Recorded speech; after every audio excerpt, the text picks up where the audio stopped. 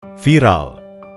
Tak pernah disangka, burung hantu yang mengikutinya ternyata menyampaikan pesan rahasia ini.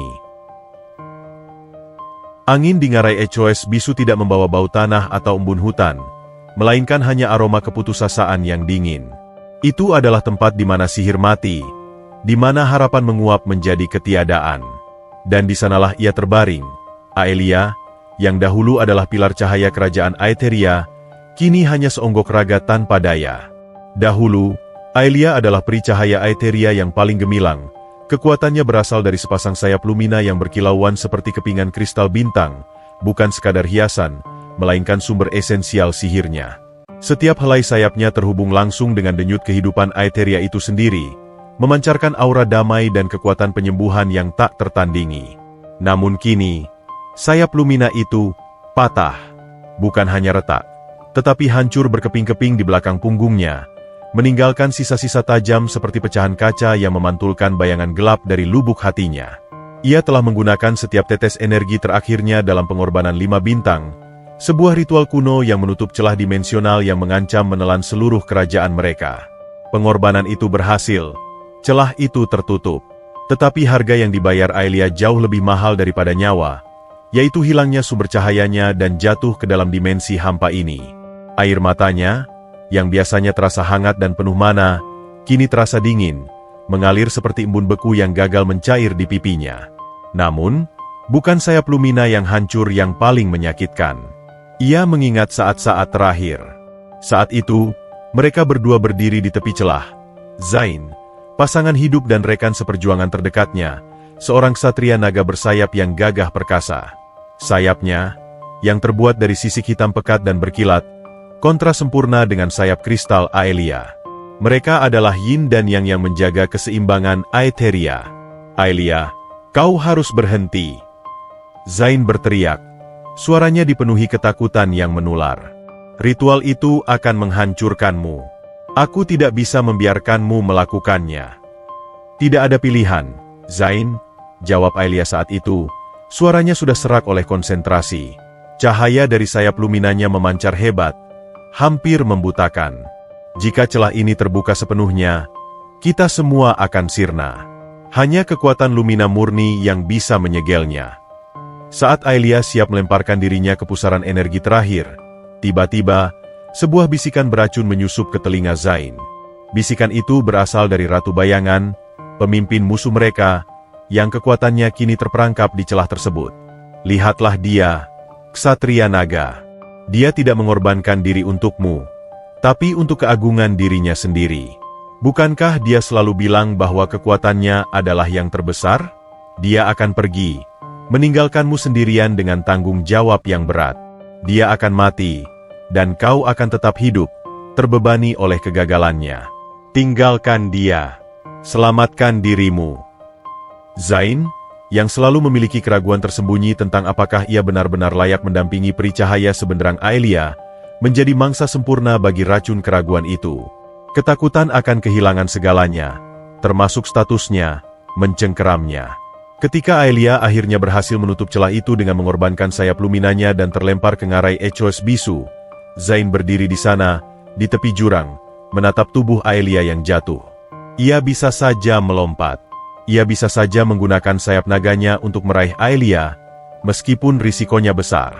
Tapi dia tidak melakukannya. Zain hanya diam. Ia membalikkan badan, membiarkan keheningan ngarai menelan Aelia. Maafkan aku, Aelia, bisiknya, tetapi kata-kata itu terdengar hampa, dibisikkan ke angin yang tidak akan pernah sampai ke telinga Aelia.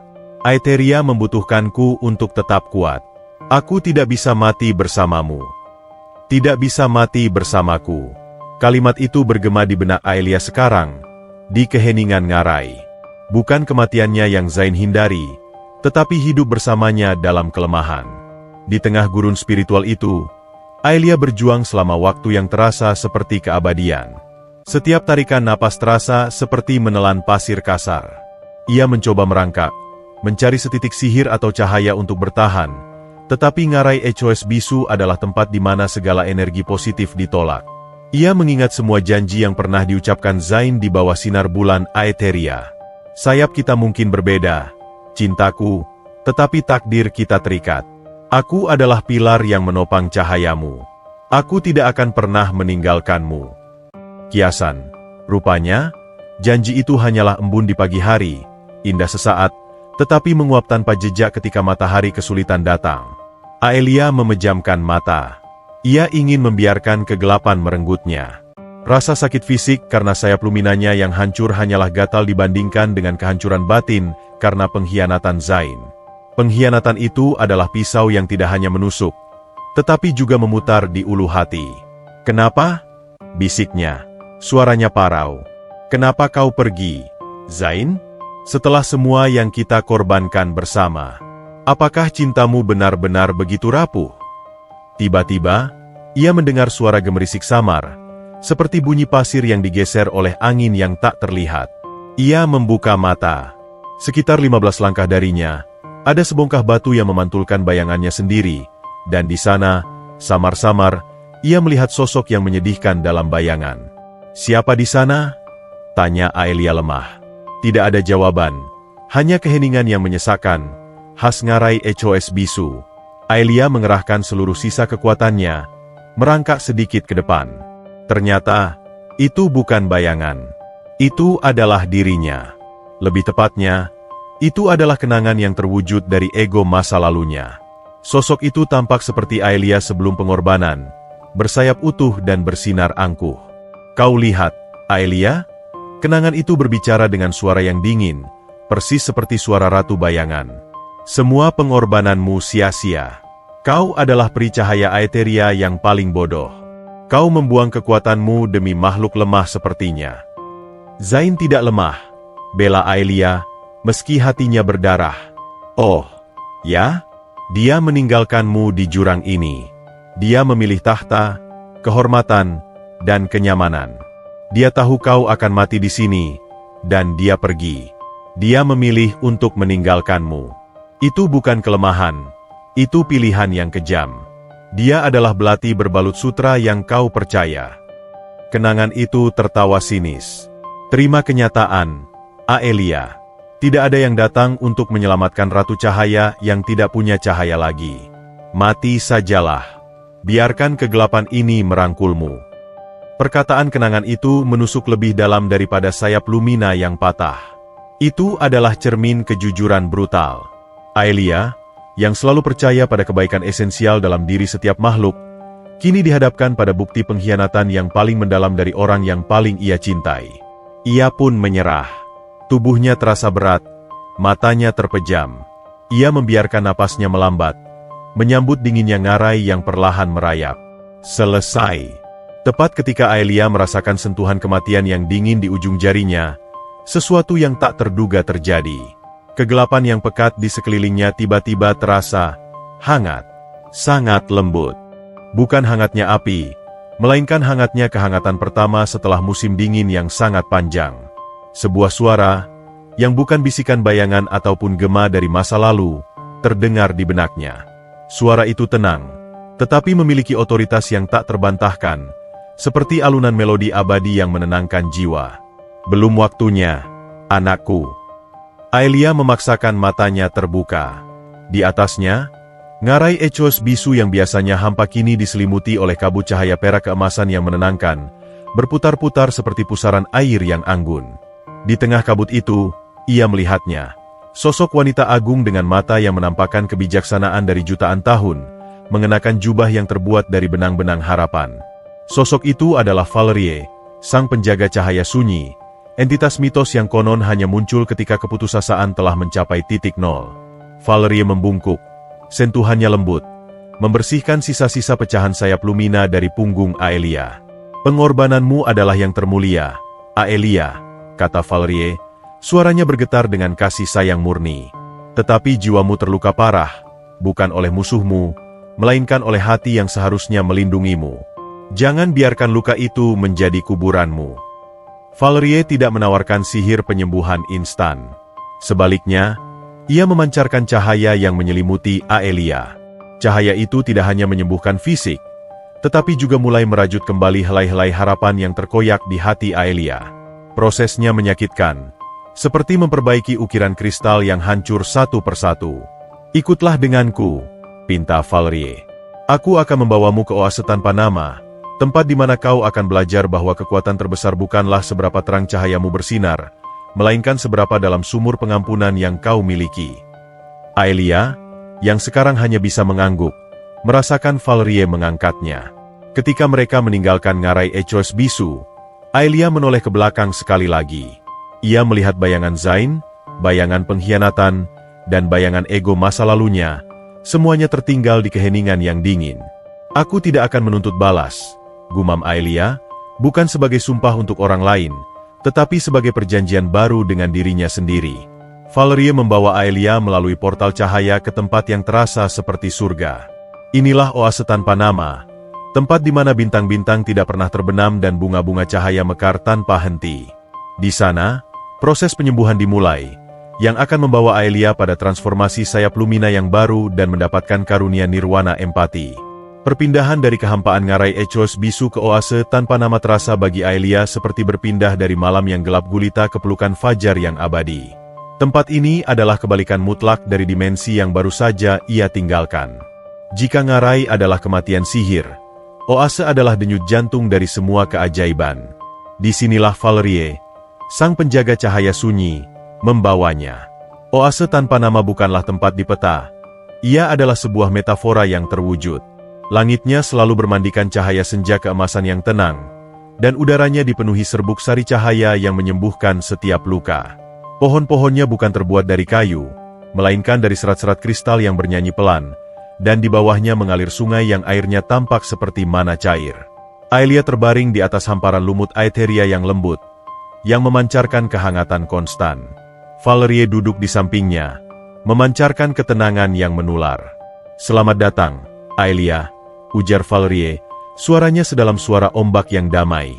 "Di sini, tidak ada waktu yang berlalu, hanya penyembuhan." Aelia mencoba menggerakkan tangannya, namun tubuhnya terasa seperti timah. Rasa sakit karena sayap Lumina yang hancur masih terasa tajam, sebuah pengingat abadi akan pengorbanannya dan, yang lebih menyakitkan, pengkhianatan Zain. Kenapa Anda menyelamatkan saya, Valerie?" tanya Aelia lirih, tatapannya kosong. "Saya hanyalah peri cahaya yang gagal. Saya kehilangan kekuatan saya karena naif." Valerie tersenyum lembut. Senyumnya adalah telaga jernih yang memantulkan kebijaksanaan. "Kau tidak naif, anakku. Kau adalah murni. Kau tidak gagal. Kau berkorban. Perbedaannya sangat besar. Naif adalah menyerahkan kekuatan tanpa tujuan. Berkorban adalah memilih kehancuran diri demi kehidupan yang lebih besar. Zain yang memilih meninggalkanmu, bukan kau yang gagal mempertahankannya. Tapi harga pengorbanan ini..." Aelia menyentuh punggungnya yang kini hanya memiliki luka parut berdarah. "Saya kehilangan sayap Lumina. Saya kehilangan diri saya. Bagaimana saya bisa menjadi cahaya lagi tanpa sayap?" "Sayap Lumina MU akan tumbuh kembali, Aelia," janji Valerie, kini tatapannya serius. "Tetapi ia tidak akan sama. Ia tidak akan hanya memancarkan cahaya yang mempesona, tetapi juga cahaya yang memahami. Sayap barumu akan menjadi cerminan dari hati yang telah hancur dan kemudian diperbaiki dengan emas. Dan penyembuhan ini harus dimulai dari hal yang paling sulit, merangkul kepedihan yang ditimbulkan oleh pengkhianatan." Valerie kemudian memulai proses yang ia sebut ritual penebusan luka. Ia tidak menggunakan ramuan atau mantra biasa. Ia menggunakan kebenaran.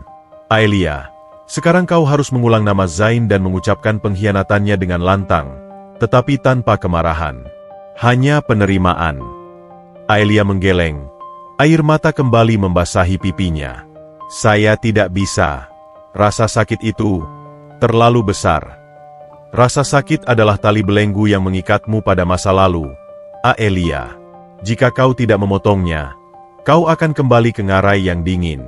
"Ucapkan," perintah Valerie, kali ini lebih tegas. Aelia menarik napas dalam-dalam, dadanya terasa sesak. "Zain, ia meninggalkan saya di ngarai Echoes Bisu. Ia memilih hidup dan statusnya daripada cinta kami. Ia adalah pengkhianat." Setiap kata yang diucapkan terasa seperti mengupas lapisan kulit yang terluka. Valerie tidak berhenti di sana. Ia mengulang ritual itu setiap hari selama apa yang terasa seperti berminggu-minggu, memaksa Aelia menghadapi trauma pengkhianatan hingga kata Zain dan pengkhianat kehilangan kekuatan untuk menyakitinya. Lihatlah ke dalam hati Zain, Aelia, desak Valerie suatu sore, saat mereka duduk di tepi air mancur kristal.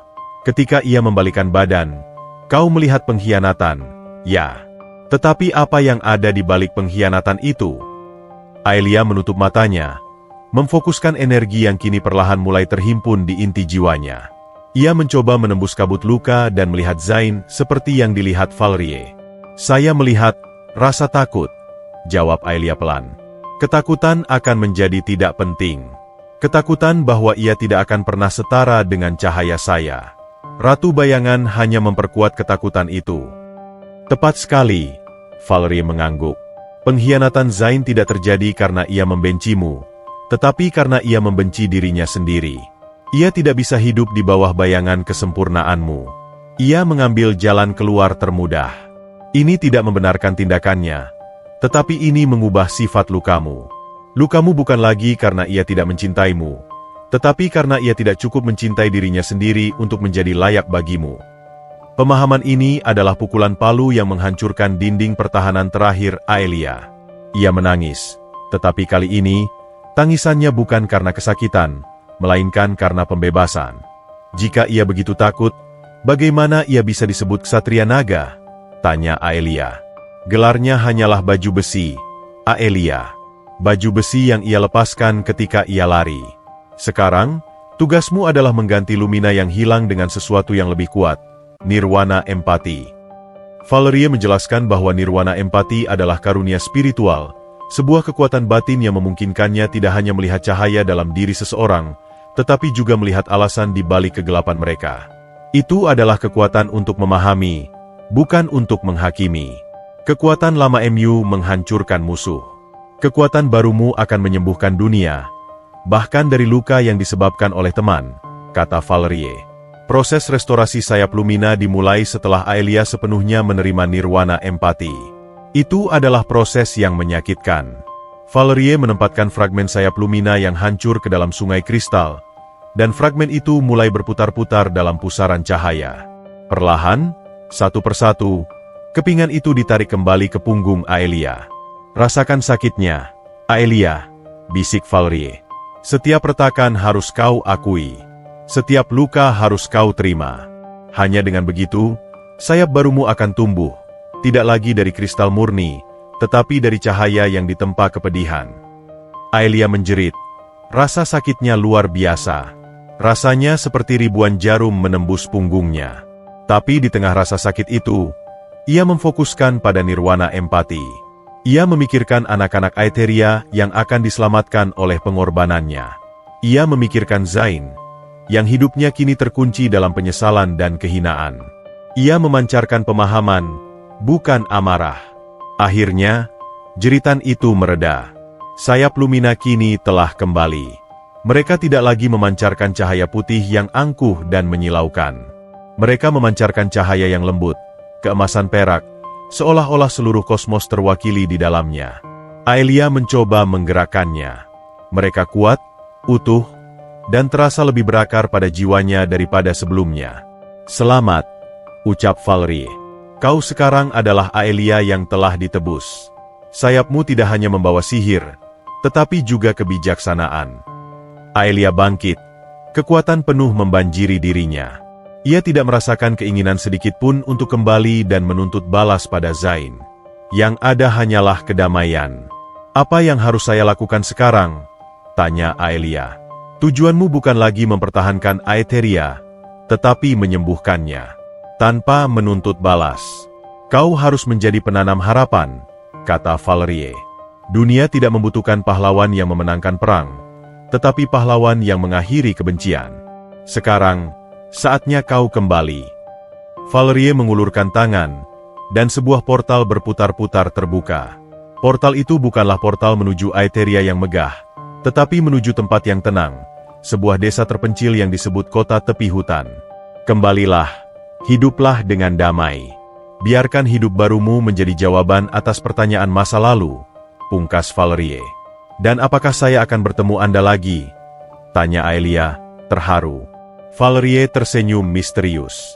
Aku selalu ada di dekatmu, Aelia. Kadang-kadang dalam wujud cahaya, dan kadang-kadang dalam wujud yang lebih sunyi. Perhatikan baik-baik. Sekarang, pergilah. Aelia melangkah melalui portal. Sayap barunya berkilauan lembut.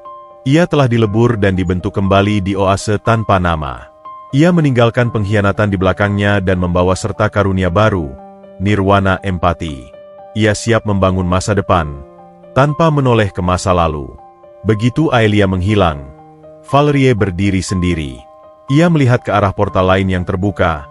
Portal menuju kehampaan ngarai. Tugas pertama selesai, gumam Valerie. Lalu cahaya di sekelilingnya mulai mengerucut, berputar, memadat. Dalam beberapa kedipan mata, Valerie, sang penjaga cahaya sunyi yang agung, lenyap, digantikan oleh seekor burung hantu salju bermata emas yang tenang. Burung hantu itu mengepakkan sayapnya tanpa suara, terbang mengikuti jejak Aelia ke arah kota tepi hutan. Namanya Orion, dan ia membawa pesan rahasia yang bahkan Aelia pun belum siap untuk mendengarnya. Saat Aelia melangkah keluar dari portal yang diciptakan oleh Valerie, ia tidak menemukan gemerlap kerajaan Aetheria, melainkan ketenangan yang dalam dari kota tepi hutan. Ini adalah sebuah desa kecil yang tersembunyi, berjarak jauh dari hiruk-pikuk politik dan sihir yang pernah ia kenal. Udara di sini bersih, berbau pinus dan hujan yang baru turun, sebuah simfoni alami yang jauh dari bunyi genderang perang. Aelia segera menyembunyikan sayap lumina barunya di balik jubah longgar yang telah diberikan Valerie. Sayap itu, yang kini memancarkan cahaya keemasan perak yang lembut, terasa berbeda. Mereka bukan lagi sekadar sayap, melainkan perpanjangan dari jiwanya yang telah ditempa ulang oleh nirwana empati. Kekuatan barunya memungkinkan ia melihat bukan hanya aura sihir seseorang, tetapi juga emosi dan sejarah yang mereka bawa. Ia memilih nama baru untuk identitas barunya, Lara, sebuah nama yang berarti bintang. Ia menyewa sebuah pondok tua di pinggiran desa dan segera mencari pekerjaan yang sesuai dengan tujuan barunya, menanam harapan. Permisi, Nyonya tua, sapa Aelia, berbicara dengan seorang penduduk lokal yang sedang merangkai bunga sihir liar. Saya mencari cara untuk membantu di sini. Apakah ada tempat yang membutuhkan guru, atau mungkin sekadar tenaga bantuan? Wanita tua itu, yang bernama Hana, menatapnya dengan curiga, tetapi tidak lama. Aura lembut yang dipancarkan Aelia, cahaya nirwana empati, dengan cepat melunakkan kecurigaan Hana. Wajahmu asing, Nona, kata Hana, tersenyum tipis. Tapi matamu terlalu tua untuk usiamu. Kau punya hati yang patah, nak. Namun, di sini kami punya banyak anak yang hatinya lebih dari sekadar patah. Mereka yatim piatu, ditinggalkan karena perang. Mereka butuh orang yang bisa mengajari mereka sihir dasar dan lebih penting lagi, mengajari mereka tersenyum. Saya akan melakukannya, jawab Aelia segera. Itu tepat yang saya cari. Aelia mengubah pondok tuanya menjadi ruang kelas kecil yang hangat. Ia tidak mengajarkan sihir tempur atau mantra pertahanan tingkat tinggi. Ia mengajarkan sihir yang sederhana, cara membuat bunga sihir mekar di musim dingin, cara membuat lilin abadi dari air sungai, dan yang terpenting, ia mengajarkan filosofi pengampunan yang baru ia dapatkan. Anak-anak, Aelia memulai pelajaran pertamanya. Matanya memancarkan kehangatan yang tulus. Ketika seseorang menyakiti kita, rasanya seperti kita tertusuk duri. Apa yang biasanya kita lakukan? Seorang anak laki-laki kecil, Aris, mengangkat tangan. Kita menusuknya balik, Nona Lara, agar dia tahu sakitnya. Aelia tersenyum sedih. Itu adalah reaksi naluriah. Tetapi bayangkan, jika kita menusuk balik, maka dia akan menusuk kita lagi. Kita berdua akan terluka dan dunia kita hanya akan dipenuhi duri. Nirwana empati mengajarkan kita untuk tidak fokus pada duri yang menusuk kita, tetapi pada alasan mengapa ia membawa duri itu. Apakah sulit, Nona Lara? Tanya seorang gadis kecil bernama Lila. Sangat sulit, Lila, jawab Aelia jujur. Ini adalah pertempuran yang paling sunyi di dalam diri kita. Tapi ini adalah satu-satunya pertempuran yang jika kita menangkan, kita akan benar-benar bebas. Kehidupan baru Aelia berjalan damai. Ia menemukan kedamaian yang tak pernah ia temukan saat ia masih menjadi peri cahaya yang berkuasa. Ironisnya, setelah kehilangan segalanya, ia justru menemukan dirinya. Namun, kedamaian itu segera diikuti oleh pengawasan. Tepat seminggu setelah Aelia memulai kelasnya, saat ia sedang duduk di bangku taman sore hari, ia merasakan kehadiran. Itu bukan kehadiran yang mengancam, tetapi kehadiran yang intens dan misterius. Ia menoleh, dan di dahan pohon ekor naga kuno, tepat di atasnya, ia melihatnya. Seekor burung hantu salju yang luar biasa indah. Burung hantu itu, dengan bulu putih bersih yang berkilauan seperti salju baru, memiliki sepasang mata emas yang sangat tajam dan bijaksana. Inilah Orion. Orion menatap Aelia dengan pandangan yang tidak berkedip. Burung hantu itu sama sekali tidak tampak seperti binatang biasa. Ia memancarkan semacam aura ketenangan ilahi. "Kau pasti hadiah dari hutan ini," bisik Aelia, memiringkan kepalanya. Orion tidak mengeluarkan suara, tidak ada huhu khas burung hantu. Ia hanya mencondongkan kepalanya sedikit, seolah memahami setiap kata yang diucapkan Aelia. Sejak hari itu, Orion menjadi bayangan Aelia. Saat ia mengajar, Orion duduk di ambang jendela. Saat ia makan malam, Orion bertengger di pagar teras. Saat Aelia berjalan ke pasar, Orion terbang senyap mengikutinya dari atas. Keberadaan Orion terasa seperti pengingat lembut dari Valerie, menjadikannya sebagai penjaga diam yang tak pernah lelah. Suatu malam, Aelia terbangun oleh cahaya yang sangat redup di kamarnya. Ia membuka mata dan menemukan Orion tidak bertengger, melainkan berdiri di ambang jendela. Cahaya redup itu berasal dari matanya yang emas. Aelia bangkit dan mendekat perlahan. "Ada apa, Orion? Apakah ada yang salah?" Orion masih diam, tetapi kemudian ia melakukan sesuatu yang membuat jantung Aelia berdebar kencang. Dengan paruh dan cakarnya, Orion mulai mengatur serangkaian kerikil kecil di ambang jendela. Gerakannya presisi, seperti seorang ahli kaligrafi. Setelah beberapa saat, Orion mundur sedikit, menatap hasil karyanya. Sebuah simbol kuno yang terdiri dari beberapa garis, melengkung, dan titik-titik. Aelia menatap simbol itu. Dengan kekuatan nirwana empati yang baru, ia tidak hanya melihat bentuk fisiknya, tetapi juga makna di baliknya. Simbol itu bukan bahasa tulisan, tetapi bahasa energi yang langsung berbicara ke alam bawah sadar Aelia. Ini bukan untukku," gumam Aelia, merasakan gelombang emosi dingin menyergapnya. "Ini adalah peringatan." Ia memejamkan mata dan membiarkan nirwana empati bekerja. Nirwana empati memecah simbol itu menjadi 3 bagian.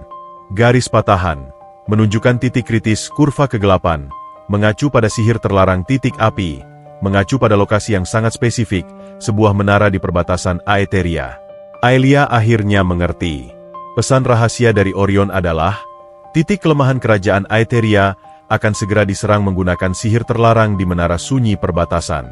Ketakutan masa lalu mencoba mencengkeramnya, berteriak, "Lari! Itu bukan urusanmu lagi. Biarkan Zain yang menyelesaikannya." Tetapi Aelia, yang baru, menolak suara itu. Ia menarik napas. Ia tidak lagi bertarung untuk Zain atau tahta. Ia bertarung untuk prinsip. Prinsip menanam harapan dan melindungi yang tak berdaya. "Terima kasih, Orion," kata Aelia dengan suara bergetar. Orion mengepakkan sayapnya sekali, mengibaskan debu cahaya perak yang menghilang di udara, lalu terbang menjauh. Tugas pertamanya selesai. Aelia berdiri sendirian di kamar yang gelap, diliputi oleh dilema moral yang mendalam. Ia telah berjanji pada Valerie dan dirinya sendiri untuk membangun masa depan tanpa menuntut balas. Namun, membiarkan Aetheria runtuh adalah pengkhianatan terhadap pengorbanannya sendiri. Kiasan, karma adalah sungai yang selalu mengalir kembali ke laut. Ia menyadari bahwa takdirnya, meskipun ia berusaha keras untuk menjauh, tetap terikat pada keselamatan Aetheria. Ia harus pergi. Ia tidak akan meminta bantuan atau menuntut pengakuan. Ia akan bertindak sebagai malaikat pelindung yang tak terlihat. Ia akan membantu tanpa terlibat, mengaplikasikan nirwana empatinya untuk menyelamatkan mereka yang membutuhkan, termasuk orang-orang yang dulu mengkhianatinya. Aelia membuka jubahnya, membiarkan sayap Lumina yang baru terbuka. Cahaya keemasan perak itu menerangi ruangan, menghilangkan kegelapan. Baiklah, Aetheria, bisiknya, tekadnya sekuat batu karang. Aku datang, bukan sebagai ratu, tapi sebagai perawat luka. Ia bersiap untuk melakukan perjalanan rahasia kembali ke perbatasan Aetheria, tempat di mana bayangan Zain mungkin masih berkeliaran, tanpa sedikit pun keinginan untuk menemuinya. Misinya murni, menanam harapan di tempat yang paling gelap, seperti yang diajarkan oleh Valerie. Perjalanan dari kota tepi hutan menuju perbatasan kerajaan Aetheria adalah perjalanan yang terasa seperti berlayar melawan arus waktu. Bagi Aelia, setiap kepakan sayap Lumina barunya membawanya lebih dekat pada masa lalu yang telah ia sumpahi untuk ditinggalkan. Namun, dorongan nirwana empati jauh lebih kuat daripada rasa takut atau kebencian. Ia harus melindungi orang tak bersalah yang terancam oleh sihir terlarang yang ditunjukkan oleh simbol rahasia Orion. Aelia terbang di bawah lindungan malam. Ia tidak menggunakan jalur penerbangan yang biasa, melainkan mengikuti bayangan pegunungan, menjaga agar cahaya keemasan perak dari sayapnya tetap tersembunyi. Sayap Lumina yang baru ini, meskipun lebih lembut cahayanya, jauh lebih cepat dan lebih tahan lama dibandingkan yang lama. Itu adalah simbol nyata bahwa kedamaian batin menghasilkan kekuatan yang tak terbatas. 3 hari kemudian, ia tiba di wilayah perbatasan Aetheria, dekat dengan menara sunyi yang dimaksudkan oleh pesan Orion. Menara itu adalah pos terdepan yang sangat penting namun kini tampak terabaikan. Aelia mendarat di balik tebing curam dan menyembunyikan sayapnya. Dengan nirwana empatinya, ia mulai memindai lingkungan. Ia segera merasakan gelombang energi kegelapan yang kental, seperti lumpur hitam yang merangkak. Itu adalah sihir terlarang, Umbra Fist, sihir yang sama yang digunakan untuk memengaruhi Zain di ngarai Echos Bisu. Aelia menyadari, ini bukan hanya serangan biasa. Ini adalah upaya untuk merusak fondasi spiritual Aetheria. Ia harus bertindak cepat. Saat ia mendekati menara sunyi, ia melihat pergerakan. Bukan bala tentara musuh, melainkan sekelompok kecil penyihir bayangan yang dipimpin oleh seorang mantan jenderal Aetheria yang membelot, Jenderal Forlak. Mereka sedang merapal mantra yang akan mengikat roh-roh purba menara itu, mengubahnya menjadi senjata penghancur. Aelia tahu, ia tidak bisa mengalahkan mereka dengan kekuatan frontal. Ia tidak ingin dikenal atau memulai perang. Misinya adalah menanam harapan secara senyap. Ia menggunakan sayap luminanya untuk memancarkan denyutan cahaya dengan frekuensi yang sangat spesifik. Denyar sihir penyembuh yang tidak menarik perhatian tetapi secara diam-diam membatalkan ikatan sihir terlarang. Jenderal Forlak tiba-tiba mengerang, memegangi kepalanya. Ada apa? Kenapa mantranya melemah? Jenderal, sumber energi kita seolah-olah ditarik keluar, teriak salah satu penyihir. Aelia terus memfokuskan nirwana empatinya. Ia memancarkan kedamaian ke inti mantra kegelapan.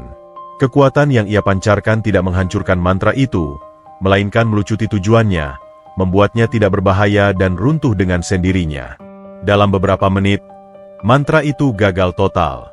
Jenderal Forlak marah dan kebingungan. Ini perbuatan siapa?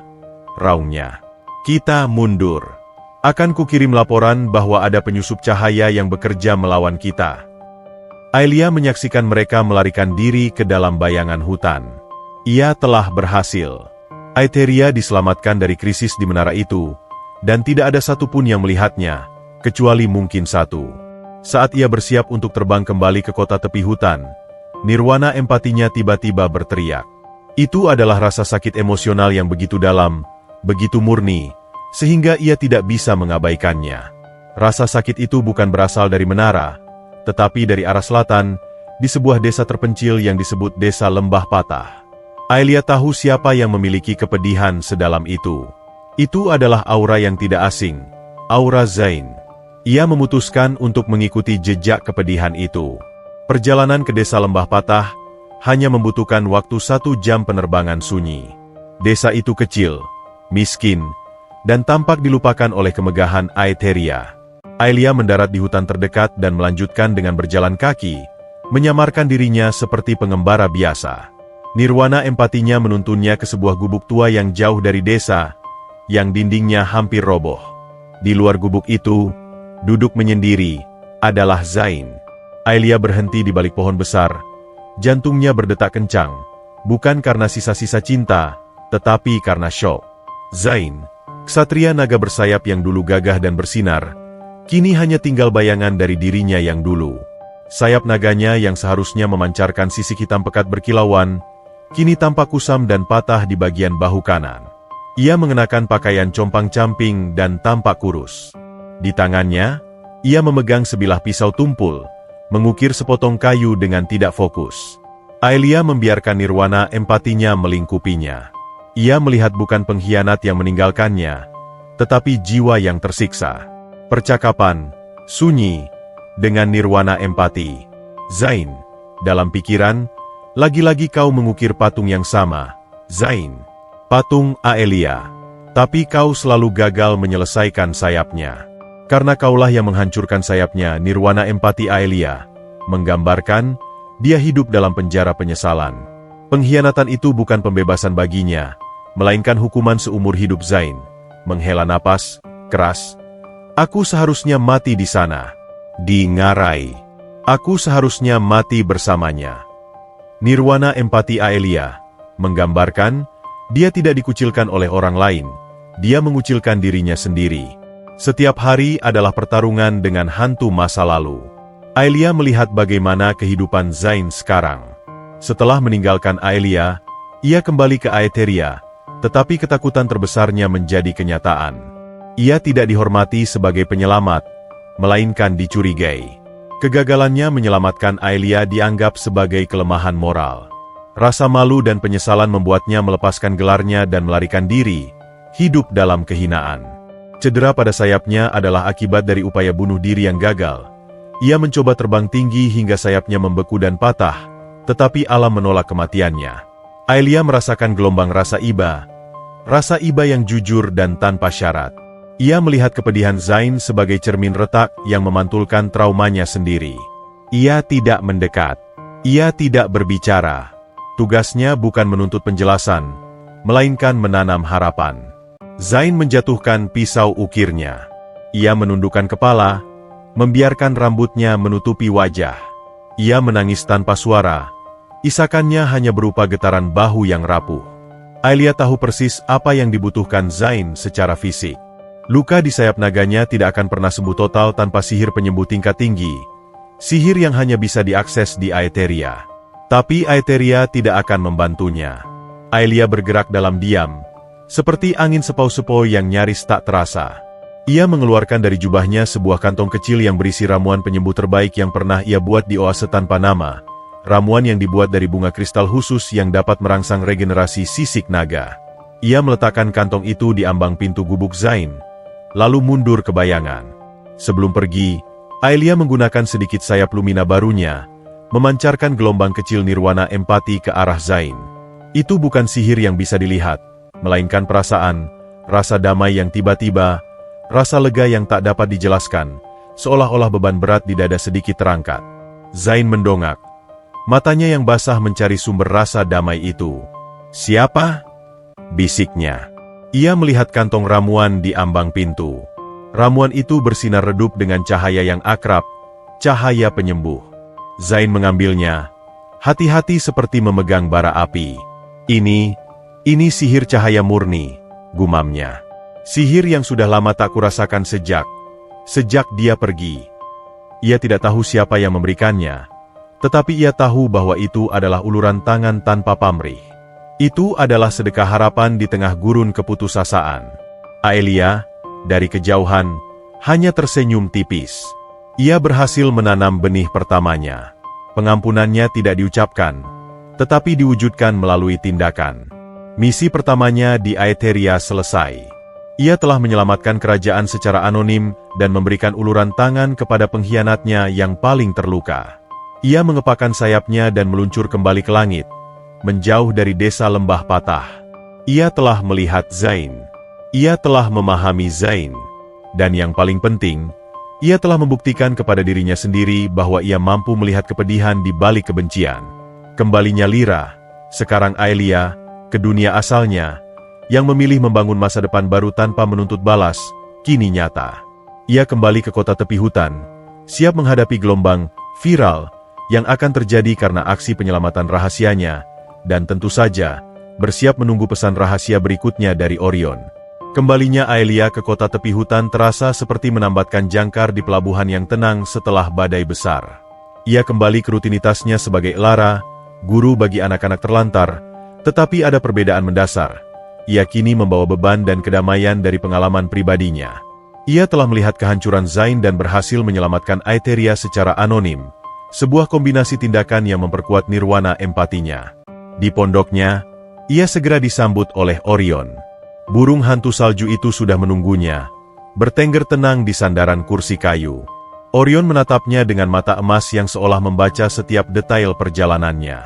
"Kau pasti tahu apa yang kulakukan, bukan, Orion?" bisik Aelia, melepas jubahnya dan membiarkan sayap Lumina yang baru meregang. "Aku menyelamatkan mereka, tetapi aku tidak menemuinya. Aku memberinya harapan, tanpa berbicara." Orion hanya memiringkan kepala, mengeluarkan suara ker yang sangat pelan, hampir tidak terdengar, seolah itu adalah anggukan dari kebijaksanaan kuno. Keesokan harinya, Aelia kembali mengajar. Tetapi udara di desa terasa berbeda. Ada kegembiraan yang aneh dan bisikan yang bersemangat. Di pasar, orang-orang berkumpul di sekitar papan pengumuman. "Nona Lara, lihat ini!" panggil Hana, wanita tua yang menjual bunga sihir. Wajahnya berseri-seri. Aelia mendekat, dan terpampang di papan pengumuman adalah salinan pengumuman resmi dari kerajaan Aetheria, yang kini sudah menyebar hingga ke desa terpencil. Judulnya besar dan mencolok, "Viral." Penyelamat tak terlihat menggagalkan serangan di perbatasan. Malaikat cahaya kembali. Narasi di bawahnya menceritakan bagaimana serangan sihir terlarang di Menara Sunyi tiba-tiba runtuh tanpa sebab yang jelas. Para penyihir bayangan melaporkan adanya denyar cahaya emas perak yang menghilangkan kekuatan mereka, dan penduduk desa di perbatasan bersumpah telah melihat sosok bersayap yang memancarkan aura damai sebelum ia menghilang. Media kerajaan menyebutnya, malaikat penyelamat tak terlihat. Kisah ini menyebar seperti api yang melahap ranting kering di seluruh kerajaan, memberikan rakyat harapan yang telah lama hilang. "Kau lihat, Nona Lara." Hana tersenyum. "Ada yang baik di luar sana, bahkan setelah semua perang dan pengkhianatan. Mereka bilang, cahaya murni telah kembali untuk melindungi kita." Aelia merasakan sensasi aneh.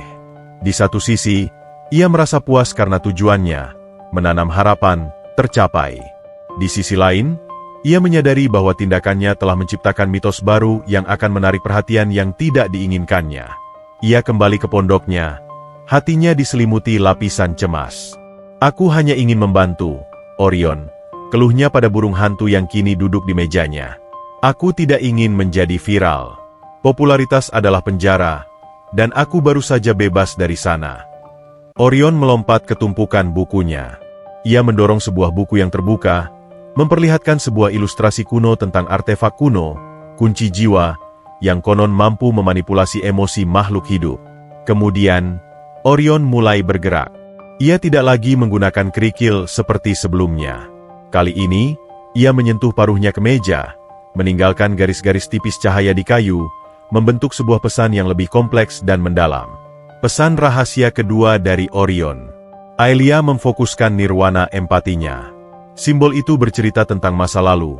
Umbra Vis, sihir kegelapan, yang menyerang Menara Sunyi adalah cabang, tetapi akarnya adalah kunci jiwa. Artefak ini yang digunakan oleh Ratu Bayangan untuk meracuni pikiran Zain dengan ketakutan saat pengkhianatan. Nirwana empati Aelia merangkai pesan itu menjadi kalimat yang jelas. Artefak kunci jiwa belum dihancurkan. Ia adalah sumber kekejaman dan racun yang sesungguhnya.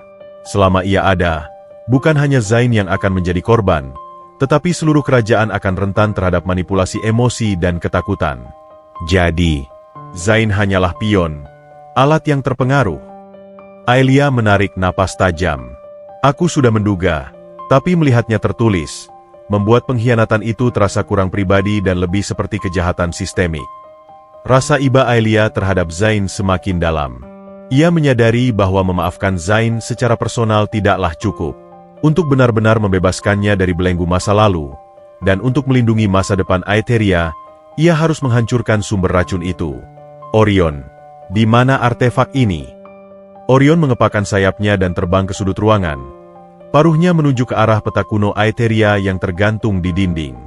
Burung hantu itu menyentuhkan cakar emasnya pada satu titik di peta.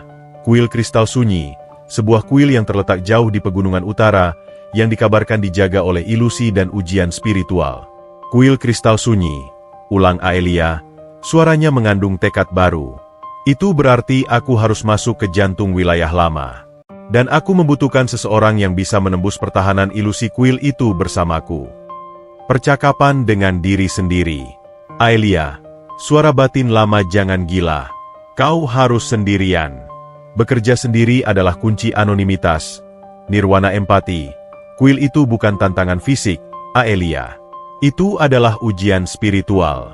Kau membutuhkan seseorang yang hatinya memiliki dorongan kuat untuk penebusan. Kau membutuhkan seseorang yang paling mengenal kegelapan. Kau membutuhkan Zain Aelia, suara baru, untuk menghancurkan racun pengkhianatan. Aku harus bekerja sama dengan korbannya. Aku harus memintanya membantuku membebaskan dirinya sendiri. Keputusan itu adalah pedang bermata dua. Bekerja sama dengan Zain berisiko menghancurkan kedamaian yang susah payah ia bangun. Tetapi Nirwana empatinya tahu bahwa ini adalah satu-satunya jalan untuk mencapai akhir yang benar-benar bahagia bagi semua orang, termasuk Zain. Aelia harus kembali ke desa Lembah Patah. Kali ini, ia tidak akan bersembunyi. Ia tiba di sana pada sore hari. Ia mendarat di hutan terdekat dan berjalan kaki ke gubuk tua Zain. Ramuan penyembuh yang ia tinggalkan 2 hari yang lalu sudah kosong, dan sisik di sayap kanan Zain, meskipun belum pulih sepenuhnya, kini tampak lebih sehat. Zain sedang duduk di luar gubuk, mengukir patung Aelia. Kali ini, ia mencoba mengukir sayap Lumina, sebuah pertanda kesembuhan batin.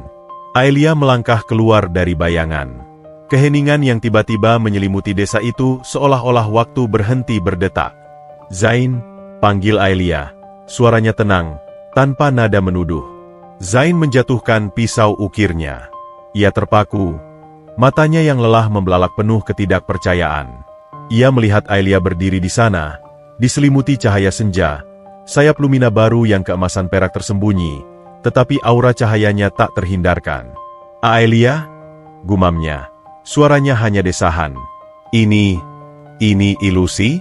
Atau aku sudah gila? Aelia maju perlahan. Ini aku, Zain. Aku tidak mati. Aku kembali. Zain bangkit tiba-tiba, langkahnya mundur. Tidak, kau seharusnya membenciku. Kau seharusnya menjadi hantu pendendam yang menghantuiku. Bukan cahaya. Aku tidak membencimu, Zain, kata Aelia, memancarkan nirwana empatinya secara terbuka. Zain merasakan gelombang kedamaian itu, tetapi juga kepedihan yang melatarinya, bukti bahwa Aelia telah mengalami penderitaan yang sama dengannya. Bagaimana, setelah apa yang kulakukan? Tanya Zain, suaranya pecah. Air mata mulai mengalir di pipinya. Aku meninggalkanmu di ambang kematian. Aku memilih diriku sendiri. Aku adalah pengkhianat. Aelia berjalan mendekat. Kini jarak mereka hanya beberapa langkah. Ia menatapnya tanpa penghakiman. Aku tahu, Zain. Dan aku tahu mengapa. Kau tidak ditinggalkan olehku. Kau ditinggalkan oleh keberanianmu sendiri, yang diracuni oleh kunci jiwa. Zain tersentak. Kunci jiwa? Kau tahu tentang itu? Itu adalah akar dari semua masalah kita. Itu yang meracuni pikiranmu dengan ketakutan dan keraguan. Kau hanyalah korban dari sihir yang cerdik. Zain menundukkan kepala. Meskipun begitu, aku yang memilih untuk membalikan badan, Aelia. Aku yang melangkah pergi. Tidak ada sihir yang bisa mengubah fakta itu. Benar, Aelia mengangguk. Tetapi sekarang, kau bisa memilih hal yang berbeda. Aku tidak datang untuk menuntut balas. Aku datang untuk memintamu melakukan penebusan. Bukan untukku, tetapi untuk dirimu sendiri. Ia menceritakan tentang pesan Orion dan keberadaan kunci jiwa di kuil kristal sunyi. Aku tidak bisa menghancurkannya sendirian, jelas Aelia. Kuil itu dijaga oleh ilusi yang akan menyerang ketakutan terbesarku, pengkhianatanmu. Aku membutuhkan seseorang yang paling mengenal ilusi itu. Aku membutuhkan ksatria naga. Aku membutuhkanmu untuk membimbingku, Zain. Zain mengangkat wajahnya, terkejut. Kau ingin aku membantumu? Setelah semua ini, kau memberiku kesempatan untuk memperbaiki kesalahanku.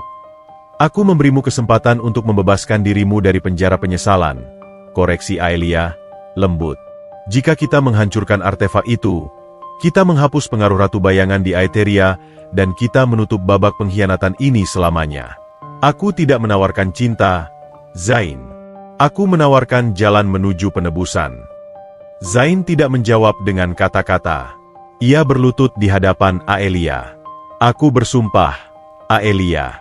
Aku akan mengikutimu ke kuil kristal sunyi. Aku akan menjadi perisaimu, pengorbananku, apapun yang kau minta. Aku akan menebus kehinaan diriku.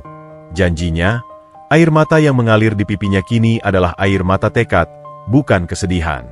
Aelia mengulurkan tangannya, bukan untuk membantu Zain berdiri sebagai kekasih, melainkan sebagai rekan seperjuangan yang baru. Bangun, Ksatria Naga. Kita punya artefak untuk dihancurkan. Di kejauhan, di dahan pohon tinggi, Orion mengamati adegan itu. Burung hantu salju itu mengeluarkan kerpelan lagi, seolah mengucapkan, tugas kedua selesai. Rencana Valerie untuk menyembuhkan Aelia dan Zain melalui tujuan bersama kini dimulai. Udara pagi di desa Lembah Patah terasa dingin, tetapi bagi Zain, ia merasakan kehangatan yang asing. Bukan kehangatan fisik, melainkan kehangatan tujuan. Setelah hidup berbulan-bulan di bawah selimut kegelapan penyesalan, tawaran Aelia, untuk penebusan, bukan pengampunan, adalah air kehidupan. Mereka bersiap untuk melakukan perjalanan ke utara, menuju kuil kristal sunyi di jantung pegunungan Aetheria. Aelia, yang masih menyembunyikan sayap lumina barunya di balik jubah pengembara, memimpin. Zain, yang kini tampak sedikit lebih tegak berkat dosis pertama ramuan penyembuh, mengikutinya. Kita harus terbang, Zain, kata Aelia saat mereka mencapai pinggiran hutan. Perjalanan darat akan memakan waktu berbulan-bulan.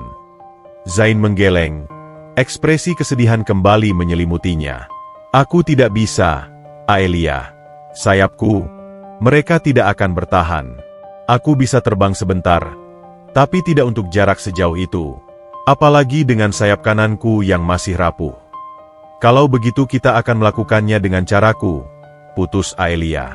Aelia membuka jubahnya, membiarkan sayap lumina keemasan perak yang baru terbuka penuh. Cahayanya yang lembut menyelimuti mereka berdua. Zain terhenyak. Bukan hanya karena keindahan sayap yang kini jauh lebih matang dan bijaksana, tetapi karena kekuatan yang mereka pancarkan, kekuatan yang berakar pada penderitaan dan pemahaman. Mereka lebih indah dari yang kuingat, bisik Zain. Mereka adalah karya seni yang ditempa kesedihan. Aelia mengabaikan pujian itu. Kita akan terbang bersama. Aku akan menanggung beban penerbangan. Kau hanya perlu memegang teguh pada diriku. Momen itu adalah ujian pertama bagi ikatan baru mereka. Zain, yang dahulu adalah ksatria naga bersayap yang sombong dan percaya diri, kini harus bergantung sepenuhnya pada Aelia, makhluk yang ia hianati. Aku takut melukaimu lagi, Aelia, kata Zain. Ketakutan adalah ilusi yang sama yang digunakan kunci jiwa untuk menjatuhkanmu. Zain, jangan biarkan ia menang lagi, jawab Aelia tegas. Jika kau benar-benar ingin menebus, kau harus mempercayai sayap lumina ini. Mereka tidak akan mengecewakanmu. Zain mengangguk. Ia meraih pinggang Aelia, dan Aelia meluncur ke udara. Rasanya berbeda dengan penerbangan mereka dahulu yang penuh tawa dan cinta.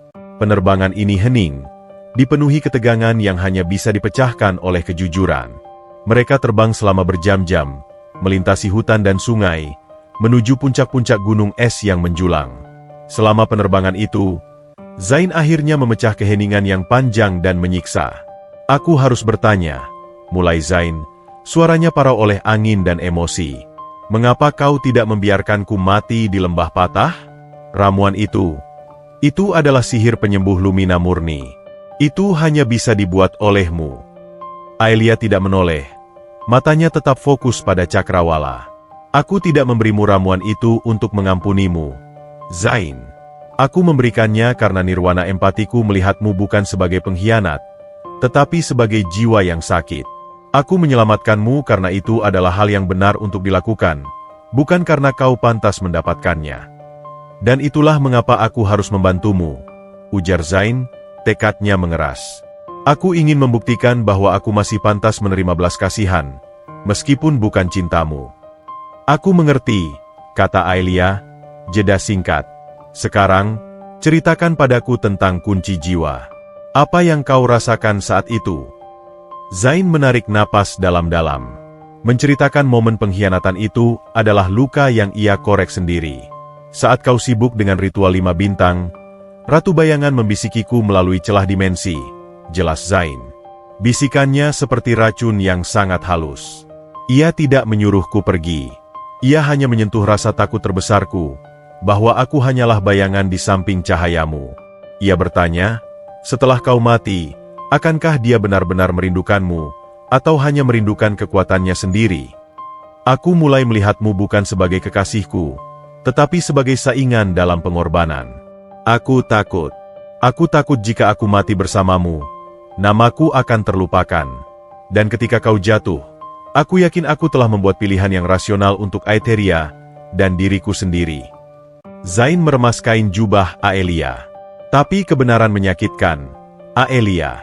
Aku telah menjual jiwaku demi ego. Aku ingin kau tahu, aku tidak pernah lagi merasakan kedamaian sejak aku membalikan badan. Itu adalah penyesalan, kata Aelia lembut. Penyesalan yang menjadi rantai yang mengikatmu. Sekarang, kau bisa menghancurkan rantai itu dengan menghancurkan kunci jiwa. Tapi kau kembali, tanya Zain lagi, bingung. Mengapa kau tidak membalas dendam pada Jenderal Forlak yang memimpin serangan ke Menara Sunyi? Ia adalah mantan musuhmu. Aelia menoleh sedikit. Matanya yang penuh nirwana empati menatap Zain. Forlak bertindak karena kebencian. Membunuhnya hanya akan menghasilkan lebih banyak kebencian. Aku berhasil menggagalkan rencananya tanpa menumpahkan darah. Aku tidak lagi berdagang dengan kematian, Zain. Aku berdagang dengan harapan. Dan itu adalah kebebasan sejati. Zain mengagumi kebijaksanaan baru Aelia. Ia dahulu adalah peri yang kuat, tetapi kini ia adalah peri yang bijaksana. Setelah 2 hari penerbangan, mereka tiba di kaki pegunungan utara. Disinilah mereka harus melanjutkan dengan berjalan kaki. Pegunungan ini dijaga oleh salju abadi dan ilusi yang diciptakan oleh kunci jiwa untuk melindungi kuil. Ilusi di sini bukan tentang sihir atau monster. Jelas Zain, ia kembali menjadi ksatria yang berpengetahuan. Kuil kristal sunyi menguji kebenaran hati. Ia akan memproyeksikan ketakutan atau penyesalan terdalam kita ke dalam bentuk nyata. Aku telah mencoba masuk sekali, beberapa bulan lalu. Apa yang kau lihat? Tanya Aelia. Zain menelan ludah. Aku melihat diriku yang agung, ksatria naga yang sukses, tetapi aku sendirian. Aku juga melihatmu, Aelia, mati beku di ngarai, dan kau menatapku tanpa mata. Aku lari. Aku tidak bisa menghadapi cermin kebohongan itu. Itu adalah ilusi yang harus kita hadapi lagi, kata Aelia. Aku akan menghadapi ilusi pengkhianatanmu, dan kau akan menghadapi ilusi harga dirimu yang hancur. Kita harus melewatinya bersama. Saat mereka mendaki, salju mulai turun dengan deras, menutupi jejak mereka. Keheningan di antara mereka kembali, tetapi kini keheningan itu terasa berisi, penuh dengan janji penebusan yang belum terpenuhi. Mereka mencapai gerbang kuil kristal sunyi. Itu adalah gerbang batu sederhana, dihiasi dengan ukiran kristal yang kini tertutup es. Saat mereka melangkah melewatinya, ilusi pun dimulai. Tiba-tiba, pemandangan berubah. Mereka tidak berada di gunung salju lagi, melainkan kembali ke puncak tebing di tepi celah dimensi, persis seperti saat pengkhianatan terjadi. Di hadapan Aelia, berdiri Zain yang lama, yang sempurna, dengan sayap naga yang hitam berkilauan. Zain versi ilusi itu menatap Aelia dengan jijik. Kau adalah kebodohan, raung Zain ilusi. Kau mengorbankan segalanya untuk tempat yang bahkan tidak mengingatmu. Lihat dirimu, lemah dan tak berdaya. Aku benar memilih untuk pergi. Aelia merasakan dorongan kuat untuk marah, untuk membela diri. Tetapi ia menahan diri. Ia menggunakan nirwana empatinya. Ia melihat ilusi itu hanyalah topeng penderitaan Zain yang sesungguhnya. "Kau salah," jawab Aelia dengan nada damai, menatap Zain ilusi. "Aku kembali, tidak menuntut apapun darimu. Aku kembali untuk memberitahumu bahwa pengorbananku memberiku kedamaian yang tidak akan pernah kau temukan dalam tahta." Saat Aelia fokus pada nirwana empatinya, Zain ilusi itu mulai bergetar, wajahnya retak seperti cermin. Sementara itu, Zain yang asli dihadapkan pada ilusi yang berbeda. Ia melihat dirinya mengenakan baju besi ksatria naga, menerima pujian dari Raja dan Ratu Aetheria. Ia adalah pahlawan yang hidup, tetapi di sampingnya, ada celah dimensi yang terbuka dan di dalamnya, Aelia yang mati terbaring. "Kau adalah pahlawan, Zain," teriak Raja Ilusi.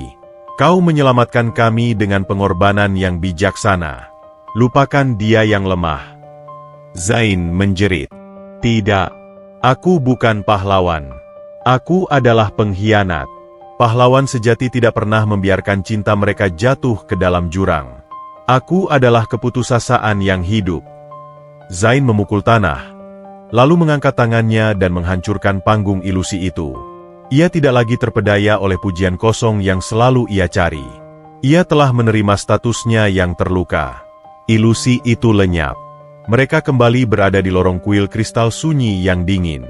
Ilusi itu berhasil mereka lewati, tetapi Zain terengah-engah, tubuhnya gemetar. Aelia mendekatinya, tidak mengatakan apa-apa tentang ilusi itu. Ia hanya meletakkan tangan di bahu Zain. "Ayo, Ksatria Naga," katanya. "Kita sudah dekat.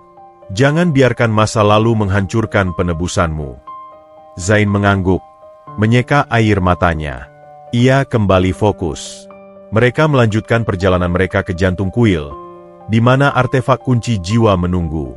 Ikatan mereka, yang dibangun di atas kepedihan dan tujuan yang sama, kini sekuat kristal yang dingin di sekeliling mereka. Lorong-lorong dalam kuil kristal sunyi semakin dalam dan semakin dingin, memimpin Aelia dan Zain menuju ruang inti.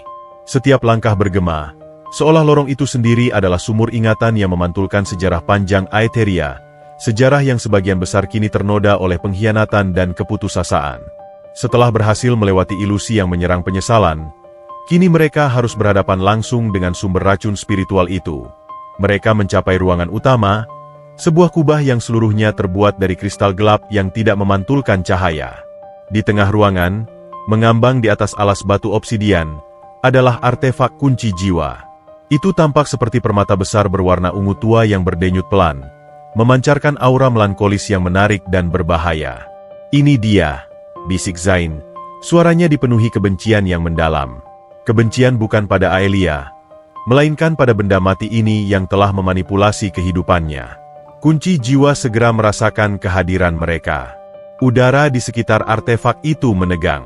Tiba-tiba, suara-suara berbisik menyerang pikiran Aelia dan Zain secara bersamaan. Itu adalah bisikan kolektif dari semua ketakutan, penyesalan, dan kebencian yang pernah diserap oleh artefak itu sepanjang sejarah. "Dia mengkhianatimu. Hancurkan dia, Aelia. Kau punya kekuatan untuk membuatnya berlutut. Rasakan keindahan balas dendam," bisik kunci jiwa, mencoba memanaskan kembali luka lama Aelia. "Kau adalah pecundang. Kau dihina. Kau tidak layak untuknya. Jika kau menghancurkan ini, kau akan menjadi pahlawan, tetapi kau tetap pengkhianat. Kau tidak bisa memperbaiki kehinaanmu." Bisik kunci jiwa, menyerang rasa malu Zain. Aelia memejamkan mata, memfokuskan nirwana empatinya. Ia memvisualisasikan hatinya sebagai perisai cahaya sunyi, menolak semua bisikan itu. "Tidak ada balas dendam," kata Aelia dengan suara lantang, yang memotong bisikan itu sesaat. "Aku datang untuk penebusan, bukan penghancuran." Zain berlutut, mencoba menahan serangan bisikan. "Ini terlalu kuat, Aelia. Ia menyerang inti penyesalanku." "Tahan, Zain," perintah Aelia. "Ingat kenapa kau ada di sini. Kau ada di sini untuk membebaskan dirimu. Lihat artefak ini bukan sebagai benda sihir, tetapi sebagai penyakit yang menular." Aelia membuka sayap luminanya. Cahaya keemasan perak yang lembut kini membanjiri kubah, melawan aura ungu gelap dari artefak itu. Itu bukanlah serangan yang agresif, melainkan pelukan energi yang bertujuan untuk membersihkan. Kita harus menghancurkannya secara fisik, ujar Aelia. Sihir penyembuhku hanya bisa membersihkan, tapi tidak menghancurkan. Kau harus memecahkannya, Zain, dengan pedang nagamu. Zain menarik pedang naganya. Pedang itu, meskipun sedikit berkarat karena ditinggalkan, masih memancarkan api hitam yang kuat, kekuatan penghancur murni yang ia warisi dari leluhur naganya. Aku akan melakukannya, seru Zain. Namun, saat Zain melompat maju, kunci jiwa melepaskan serangan terakhirnya yang paling kejam. Permata ungu itu berdenyut hebat dan sebuah ilusi yang paling nyata muncul. Ilusi kemungkinan bahagia yang dicuri. Aelia dan Zain kini melihat diri mereka sendiri di masa lalu, berdiri di altar pernikahan. Aelia bersayap utuh, Zain bersayap sempurna. Mereka tertawa, penuh cinta. Di ilusi itu, Zain tidak pernah mengkhianati Aelia. Mereka berdua menyelamatkan Aetheria bersama-sama, dan mereka hidup bahagia. Inilah yang bisa kalian miliki. Raung kunci jiwa. Pilihlah. Aku bisa mewujudkan ilusi ini. Kalian bisa kembali. Semua penderitaan ini tidak perlu. Zain tersendat. Ia melihat Aelia ilusi tersenyum padanya. Tangannya terulur. Aelia. Aelia yang asli menatap Zain. Wajahnya dipenuhi air mata. Bukan karena godaan ilusi, tetapi karena nirwana empatinya merasakan kerinduan yang mendalam di hati Zain. Itu palsu, Zain, teriak Aelia. Cinta yang dibangun di atas kebohongan dan penolakan terhadap kebenaran bukanlah cinta. Ilusi itu tidak ada artinya tanpa rasa sakit yang telah kita lalui. Jika kita memilih ilusi itu, kita mengkhianati proses penebusan yang telah kau jalani. Zain menoleh, menatap Aelia yang asli. Ia melihat bekas luka, sayap lumina yang ditempa ulang, dan mata yang penuh pemahaman tanpa syarat. Ia melihat kebenaran yang lebih kuat daripada ilusi paling manis. Kau benar, seru Zain. Aku tidak akan pernah pantas mendapatkanmu yang sempurna. Tapi aku pantas mendapatkan penebusan. Dengan raungan yang berasal dari dasar jiwanya yang telah lama sakit, Zain menusukkan pedang naganya ke kunci jiwa. Pedang itu, yang membawa api penghancur, bertabrakan dengan permata ungu. Ledakan yang terjadi bukanlah ledakan sihir, melainkan ledakan emosi yang dilepaskan. Kunci jiwa hancur berkeping-keping. Begitu artefak itu pecah, gelombang energi negatif yang besar dilepaskan, tetapi sebelum energi itu dapat menyebar, Aelia mengaktifkan sayap luminanya sepenuhnya. Ia menciptakan kubah pelindung cahaya sunyi yang menyerap dan menetralisir semua kebencian, ketakutan, dan keputusasaan yang dilepaskan. Ketika semuanya mereda, kuil kristal sunyi hening kembali. Hanya ada debu kristal gelap di alas batu. Mereka telah berhasil. Akar kejahatan di Aetheria telah dicabut. Zain berlutut, pedang naganya di sisi tubuhnya. Ia menatap pecahan artefak itu. Selesai, bisiknya. Aelia mendekat, dan untuk pertama kalinya sejak pengkhianatan, ia memegang tangan Zain. Tangannya dingin, tetapi genggamannya kuat. Selesai, ulang Aelia. Kau telah memilih penebusan, Zain. Kau telah memilih kebenaran. Tiba-tiba, sebuah portal cahaya terbuka di tengah ruangan, dan dari sana, muncul 3 ksatria tinggi Aetheria, dipimpin oleh Raja Eldrin sendiri. Mereka pasti melacak fluktuasi energi yang terjadi saat kunci jiwa dihancurkan. Raja Eldrin terperangah. Ia melihat putrinya yang dianggap mati, Aelia, berdiri di sana, bersayap berbeda, dan yang mengejutkannya lagi, ia berdiri di samping Zain, ksatria yang dicurigai sebagai pengkhianat. Aelia, Zain, apa yang terjadi di sini? Raja Eldrin menuntut. Aelia melangkah maju, melepaskan tangan Zain. Ayah, panggilnya. Ia tidak menggunakan gelarnya, hanya menyebut nama ayah. Artefak kunci jiwa telah dihancurkan. Artefak ini adalah sumber dari manipulasi emosi yang telah meracuni Aetheria selama bertahun-tahun. Artefak inilah yang memengaruhi pikiran Zain dan menyebabkan kekacauan. Raja Eldrin menatap Zain. Apakah ini benar, Ksatria Naga? Kau bukan pengkhianat. Zain, dengan punggung yang kini tegak, melangkah maju. Aku adalah pengkhianat moral, Yang mulia. Aku lari karena ketakutan dan ego. Tapi aku bukan pengkhianat kerajaan. Aku datang ke sini bersama Aelia untuk menebus kehinaan diriku. Artefak itu telah tiada, tetapi pilihan yang kuambil tetap milikku. Aku bersedia menerima hukuman apapun atas kepergianku. Raja Eldrin, seorang pemimpin yang adil, melihat kejujuran brutal di mata Zain dan aura nirwana empati yang memancar dari Aelia. Ia memandang sayap Lumina baru Aelia. Aelia, kau kembali. Rakyat mencarimu. Kisahmu viral sebagai malaikat penyelamat tak terlihat yang menggagalkan serangan di menara perbatasan. Kau telah mendapatkan kembali kehormatanmu dan posisi di sisiku. Raja Eldrin maju, menawarkan pelukan. Aku senang ayah dan kerajaan selamat, kata Aelia, menerima pelukan itu dengan hangat, tetapi tetap menjaga jarak emosional. Tetapi, ayah, aku tidak akan kembali ke tahta. Raja Eldrin terkejut. Mengapa? Kau adalah pilar kami. Aelia menoleh. Tatapannya menyapu puing-puing kunci jiwa yang hancur. Aku telah menemukan kekuatan yang lebih besar daripada tahta, ayah. Aku telah menemukan kedamaian dalam pengampunan dan tujuan dalam menanam harapan. Aku tidak membutuhkan istana yang megah. Aku membutuhkan dunia yang damai. Aelia, dengan keanggunan seorang ratu dan kesederhanaan seorang guru, secara resmi menolak tahta dan permintaan ayahnya untuk kembali. Ia telah menemukan harta yang lebih besar, bukan dalam kekuasaan, tetapi dalam kemanusiaannya yang dipulihkan.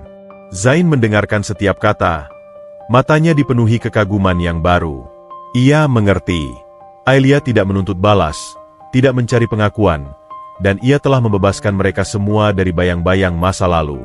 Selamat tinggal, ayah, kata Aelia. Ia kemudian menoleh ke Zain. Pilihlah penebusanmu sendiri, Zain. Jangan lari lagi. Aelia membuka portal baru, bukan menuju oase, tetapi kembali ke tempat kedamaiannya, kota tepi hutan. Ia melangkah melalui portal, meninggalkan Raja Eldrin dan Zain di kuil kristal sunyi, terperangkap antara kejutan, penyesalan, dan kebenaran yang baru terungkap. Klimaks cerita telah usai. Aelia telah menyelesaikan misinya dan kini sepenuhnya bebas dari masa lalu. Kembali ke kota tepi hutan adalah kembali ke kulit kedua bagi Aelia. Setelah ketegangan yang menyesakan di kuil kristal sunyi dan konfrontasi singkat dengan ayahnya, Raja Eldrin, Aelia kembali mengenakan identitas Laras si guru. Ia kembali kepada anak-anaknya, kembali kepada rutinitas mengajar tentang cahaya sederhana dan nirwana empati. Ia duduk di teras pondoknya, membiarkan sayap Lumina barunya terbuka di bawah sinar matahari pagi. Kedamaian yang ia rasakan adalah harta karun yang tak tertandingi oleh mahkota atau tahta manapun. Ia telah melepaskan Zain, secara emosional dan fisik, meninggalkannya di kuil untuk menghadapi pilihan hidupnya sendiri. Kau tenang, sebuah suara sunyi terdengar. Aelia tersenyum dan menoleh. Orion, burung hantu salju bermata emas, bertengger di pilar teras. Aku telah menyelesaikan misiku, Orion, kata Aelia. Aku menghancurkan artefak itu, dan aku tidak menuntut balas. Aku bahkan tidak menuntut pengampunan dari siapapun. Aku hanya bebas. Orion mengedipkan mata emasnya. Kebebasan sejati bukanlah ketiadaan belenggu, tetapi penguasaan atas diri sendiri, ujar Orion. Suaranya terdengar hanya di pikiran Aelia, sebuah bisikan yang hanya bisa ditangkap oleh nirwana empati. Apakah Zain akan baik-baik saja? Tanya Aelia. Itu adalah pertanyaan terakhir yang berasal dari luka masa lalunya. Pertanyaan yang ia harap akan diakhiri oleh Orion. Penebusan bukanlah hadiah, tetapi perjalanan yang panjang, Aelia. Dan dia telah memilih untuk memulai perjalanan itu, jawab Orion. Sementara Aelia menikmati kedamaian, Aetheria berada dalam kekacauan informasi. Berita kehancuran kunci jiwa oleh malaikat cahaya, Aelia, dan pengakuan Zain yang mengejutkan di hadapan Raja Eldrin menyebar seperti gempa bumi spiritual. Raja Eldrin segera memerintahkan penyelidikan.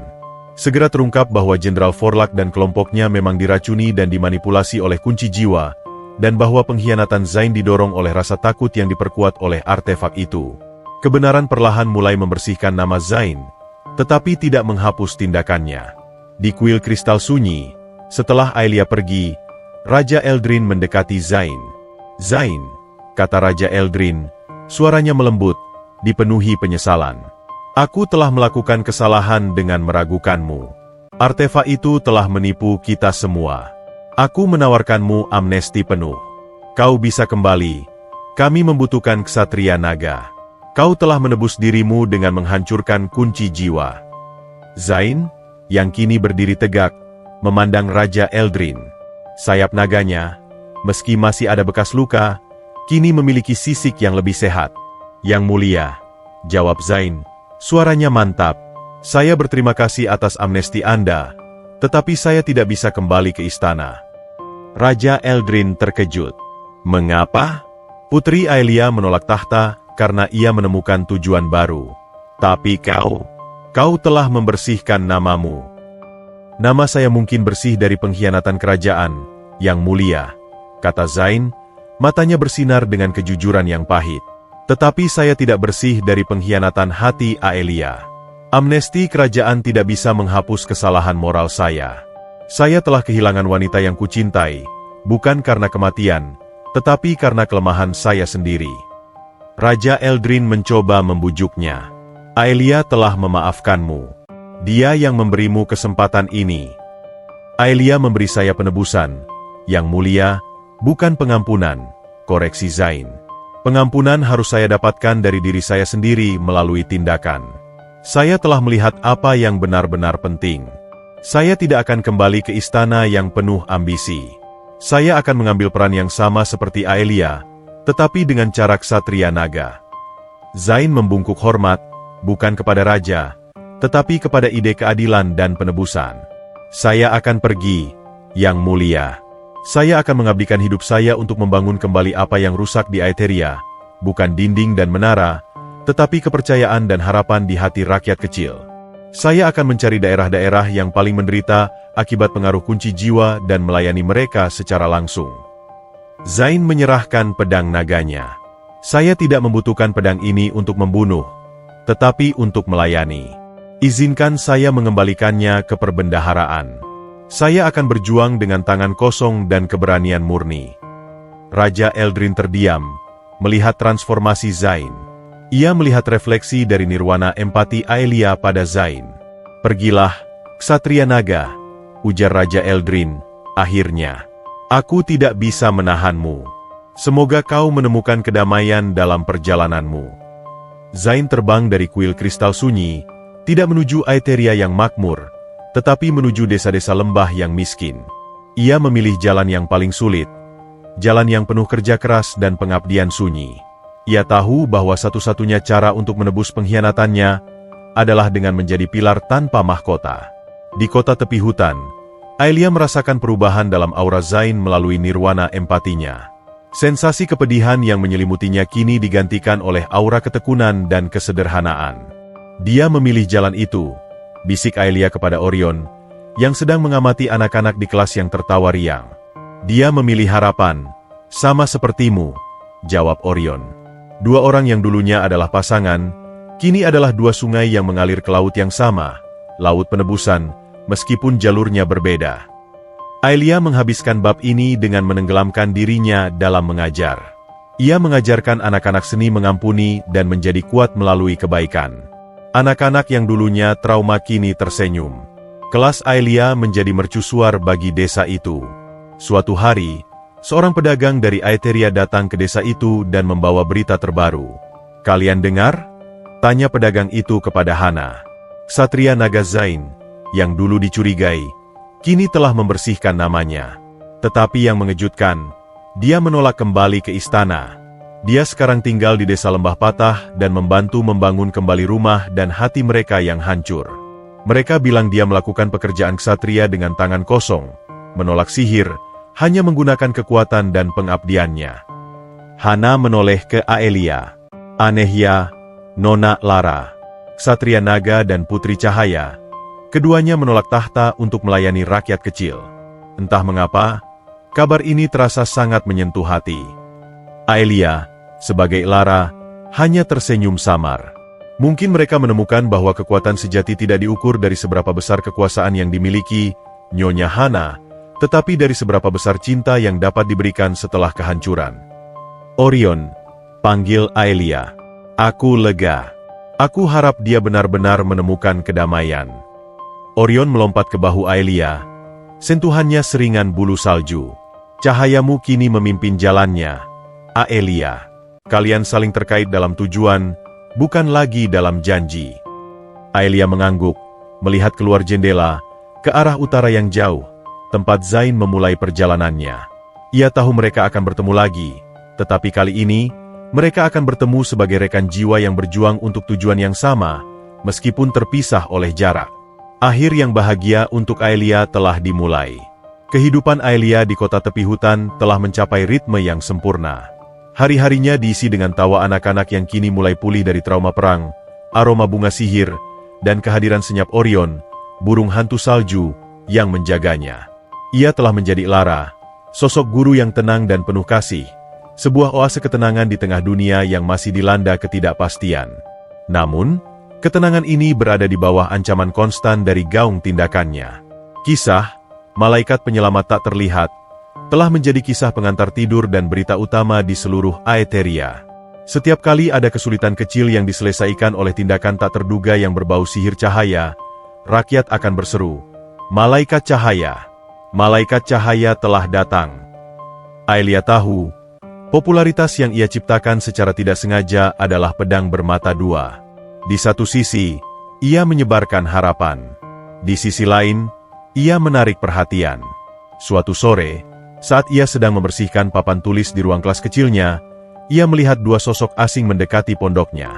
Mereka berpakaian jubah musafir, tetapi aura sihir yang terpancar dari mereka tidak dapat disembunyikan dari nirwana empati Aelia.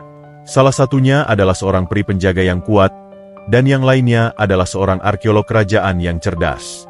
"Selamat sore," sapa Aelia, melipat sayap luminanya yang baru di bawah jubahnya, berusaha tampak seperti guru biasa. "Bisa saya bantu, Tuan dan Nyonya?" Peri penjaga itu, bernama Liora, maju selangkah. Matanya yang tajam mengamati sekeliling. "Kami mencari informasi, Nona. Kami mendengar desa ini sering dikunjungi oleh musafir, dan kami sedang mencari petunjuk tentang seseorang." "Petunjuk tentang siapa, Tuan?" tanya Aelia, suaranya tenang. "Kami mencari sosok yang kini dikenal sebagai Malaikat Penyelamat Tak Terlihat." Jelas arkeolog itu, Darius, mencatat sesuatu di buku catatannya. "Kami yakin sosok ini berhubungan dengan sihir Lumina murni kuno, sihir yang kami pikir telah hilang setelah tragedi di celah dimensional." Aelia merasakan tenggorokannya tercekat. "Mereka datang begitu dekat. Tragedi itu merenggut pahlawan kami, Putri Aelia," lanjut Darius, tatapannya menyiratkan kesedihan yang tulus. "Jika Malaikat Cahaya ini adalah dia, jika dia masih hidup, ini akan menjadi keajaiban terbesar bagi Aetheria." Liora, yang lebih praktis, memotong. "Kami tidak peduli dengan rumor romantisme. Kami peduli dengan keamanan. Sihir yang digunakan oleh malaikat ini, cahaya yang menetralisir sihir bayangan tanpa menghancurkan, adalah jenis pertahanan yang sangat langka. Kami butuh tahu siapa dia, Nona, agar kami bisa melindunginya. Atau, jika dia adalah ancaman, menghentikannya." "Mengapa dia harus menjadi ancaman?"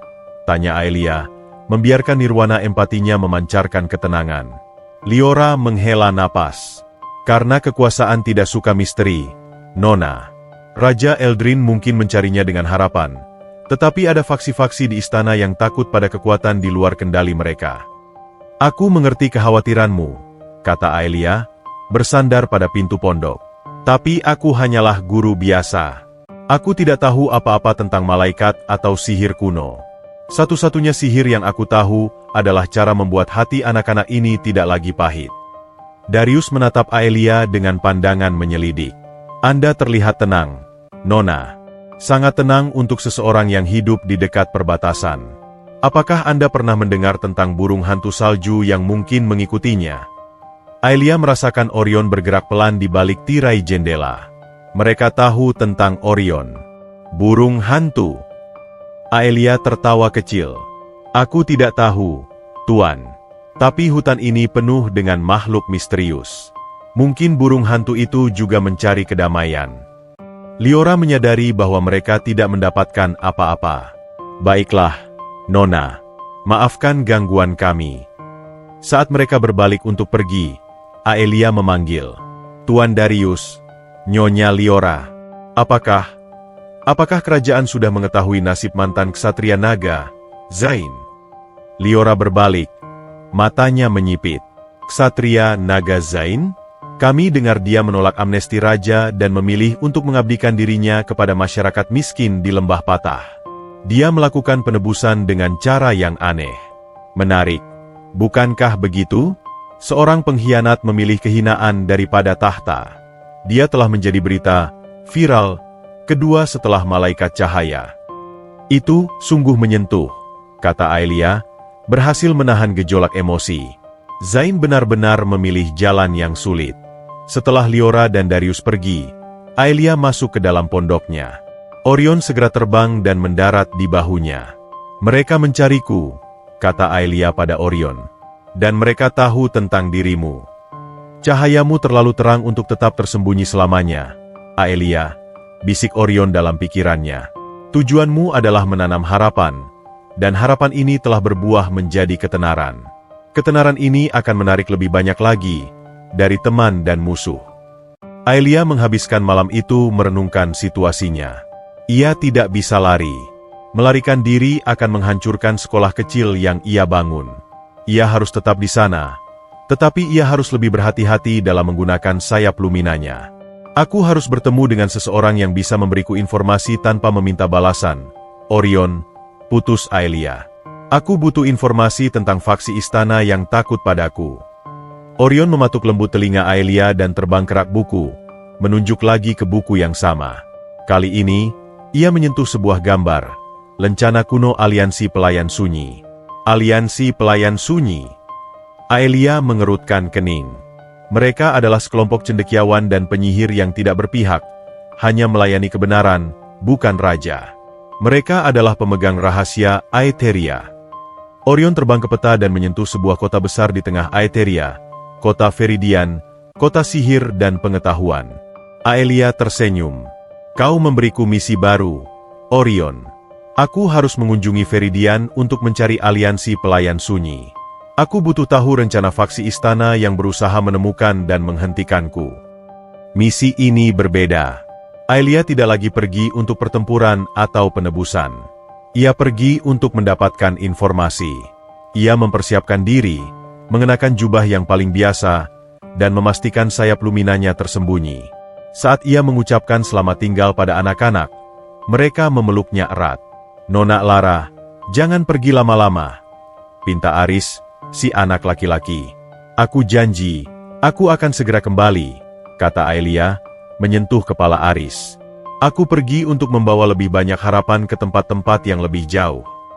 Perjalanan ke Viridian memakan waktu 2 hari penuh, ditemani oleh Orion yang terbang tinggi di atas, menjadi mata elangnya.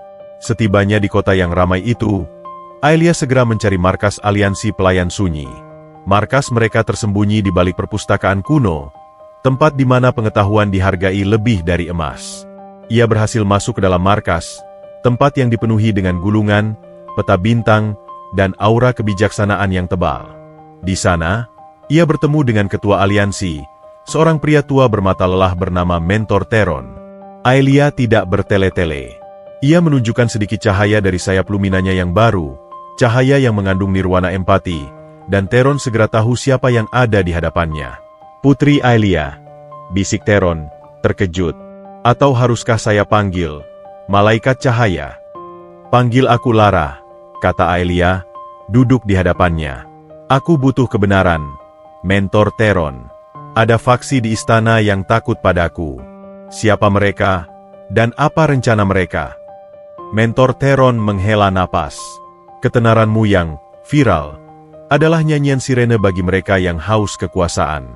Faksi yang dipimpin oleh Kanselir Valerius takut pada sihir yang tidak mereka kontrol. Mereka tidak percaya pada pengampunan atau penebusan. Mereka percaya pada kekuatan baku. Apa rencana Valerius?